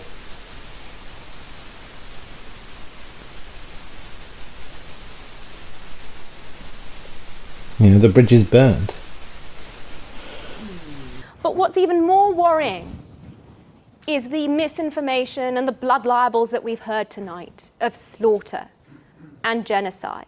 And they are simply being repeated. And the consequences are clear in the incitement that those sorts of falsehoods are having against Jews around the world. As the only person up here, I believe, who's actually been into Gaza in September with the 162nd Division, to witness with my own eyes the challenges that the IDF are facing, let me tell you that the applicable international humanitarian law, the principle of necessity, the principle of distinction, the principle of proportionality, and the principle of precaution are applied in a way that no other army has managed in order to reduce civilian casualties as much as possible. Don't believe the false figures that are being presented, that do not differentiate between civilians and combatants, do not indicate how these people have been killed. Those quotes I read out to you from ordinary Gazan civilians who have been shot in the streets by Hamas, who have been bombed as they have been seeking to flee areas on Israeli instruction, bombed by Hamas and Palestinian Islamic Jihad, seeking to hold on to those civilian shields. These are the people that are being thrown under the bus. There is a reason that Mosab Hassan Yousef recently used the term parasite about people who pretend to support the Palestinian cause while spreading these malicious falsehoods about Israel's approach. Because these people profit off of the Palestinian suffering. They have made a business model of playing to the gallery of anti-Semites around the world. And these falsehoods have no basis in the realities on the ground or in the applicable international law. It is plain that Israel exercises precautions, gives warnings of strikes, provides humanitarian assistance, which is in fact far in excess of the calorie requirements in each individual case. And it's a matter of public record. It's an absolute shame that this is not given more coverage by certain, let's say, media outlets. I mean, I think conclusively, Mosab, he gets very angry and passionate. He's very angrily, he's, like I have kind of said, that his following of Israel is a very zealous one, very evangelical, true believer. He's sworn his oath of allegiance to Israel, and it's an undying allegiance now that he's very fanatical about. The strength of which I think is that I think if he did get bogged down in the minutiae of the sins of Israel, the mistakes of Israel, the sins of Israel, what have you, it can demoralize you into just forgetting the rationale, the ultimate winning case for Israel. But Mosab is zealous and devoted enough to, and angry enough, passionate enough to argue it and make it in the strongest terms, solidly. Put it starkly there that this is a fight between good and evil. And to remind people of that, because I think we live in this modern age where we've forgotten the existence of good and evil. We'd rather pretend that good and evil doesn't exist. This is ironic because the left seem to be consumed by the idea that Israel is uniquely evil and that it's only evil. Israel is to him the spark of hope in the Middle East, and when things are that stark, you can't really allow yourself the luxury of despair. You've got to have hope, and you've got to have that allegiance. There's only one option. There's only one choice. You got to take the whole package, because he's seen Hamas go from a promise of a noble resistance, a noble fight, a romantic fight against the forces of oppression, and then he began to see more and more of the whole package, and to realise that it's not freedom they're going to bring. It's misery, torture, perpetual war, endless war without a moral compass, war without morality, and endless suffering for his people. And so the full package with Israel is the only other option, and there's a lot in the package that is truly good, that's truly progressive, and truly holds the promise of peace and the willingness to negotiate peace and a willingness to actually protect civilian life as best they can. You know, mistakes or collateral damage or even bad apples in the IDF notwithstanding. And that's something that he argues for because he's lived it. He argues for it very furiously and passionately because he's lived it, and he knows how crucial it is. He knows how crucial this fight is. If people wave this away and say, well, who cares what the ICC says? They don't have any real enforcement power, and we know how certain people feel about what's happening in Israel. It doesn't really matter in terms of what happens in the war. What is your take? Well, this is very significant. It shows you the level of corruption and the absurdity, actually, of the situation, because they did not issue only arrest warrant against Bibi Netanyahu. They also issued a warrant for Muhammad al-Daif. This is a corpse, a dead man, confirmed dead a few months ago. And they forgot about the Hamas leaders. This is their responsibility, number one, to condemn Hamas. Since the beginning of the war, they failed to condemn Hamas under the Chinese and Russian pressure, giving Hamas a lifeline. Hamas leaders are in Turkey right now. It's their responsibility to bring these criminals, war criminals, to justice. And they are not doing that. Instead, they have been pressuring Israel because they want Israel to surrender. This is their goal. And they want to give Hamas a lifeline. Terrorist group who committed the worst genocide of our time. Israel is not committing a genocide in Gaza. It's not ethnically cleansing what so-called Palestinians. The crime and the blood in Gaza is on Hamas' hands, and I find it hard to believe why people cannot see it for what it is. And he knows that Israel did not want this forced on them. But he knows that Israel has no choice but to win now. And Israel is going to need all the champions it has now. Even after it wins this war, it's going to need all the champions it has now, because Israel's image, I think it has been tainted. Some will never forgive what they saw in this war. But I think many of them don't have a clue. I think only someone like Mosab can force through the points that need to sow the seeds of doubt about the left's deranged hatred of Israel, deranged condemnations of Israel. Because there's so much death of women and children that are on their phones. How do we know, Chris? All the statistics of the death, the numbers, I hear the number 40,000, and even some people say 100,000. Where did this number come from? The ICC are not on the ground. They don't have their people there to count the dead people. This is Hamas statistics.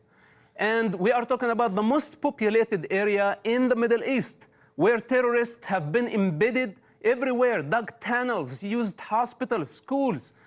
Any modern army, there is no way for the IDF or any other modern army to avoid civilian casualty. And I think the IDF did everything within their ability to minimize the civilian casualty, while Hamas did everything within their ability to maximize the civilian casualty. Then they exaggerated the numbers, they lied to the international community, and they played on the emotional nerve of the West. The world has gone mad, and it needs all the voices of sanity it can find. Anyway, this is Sadako24 signing out.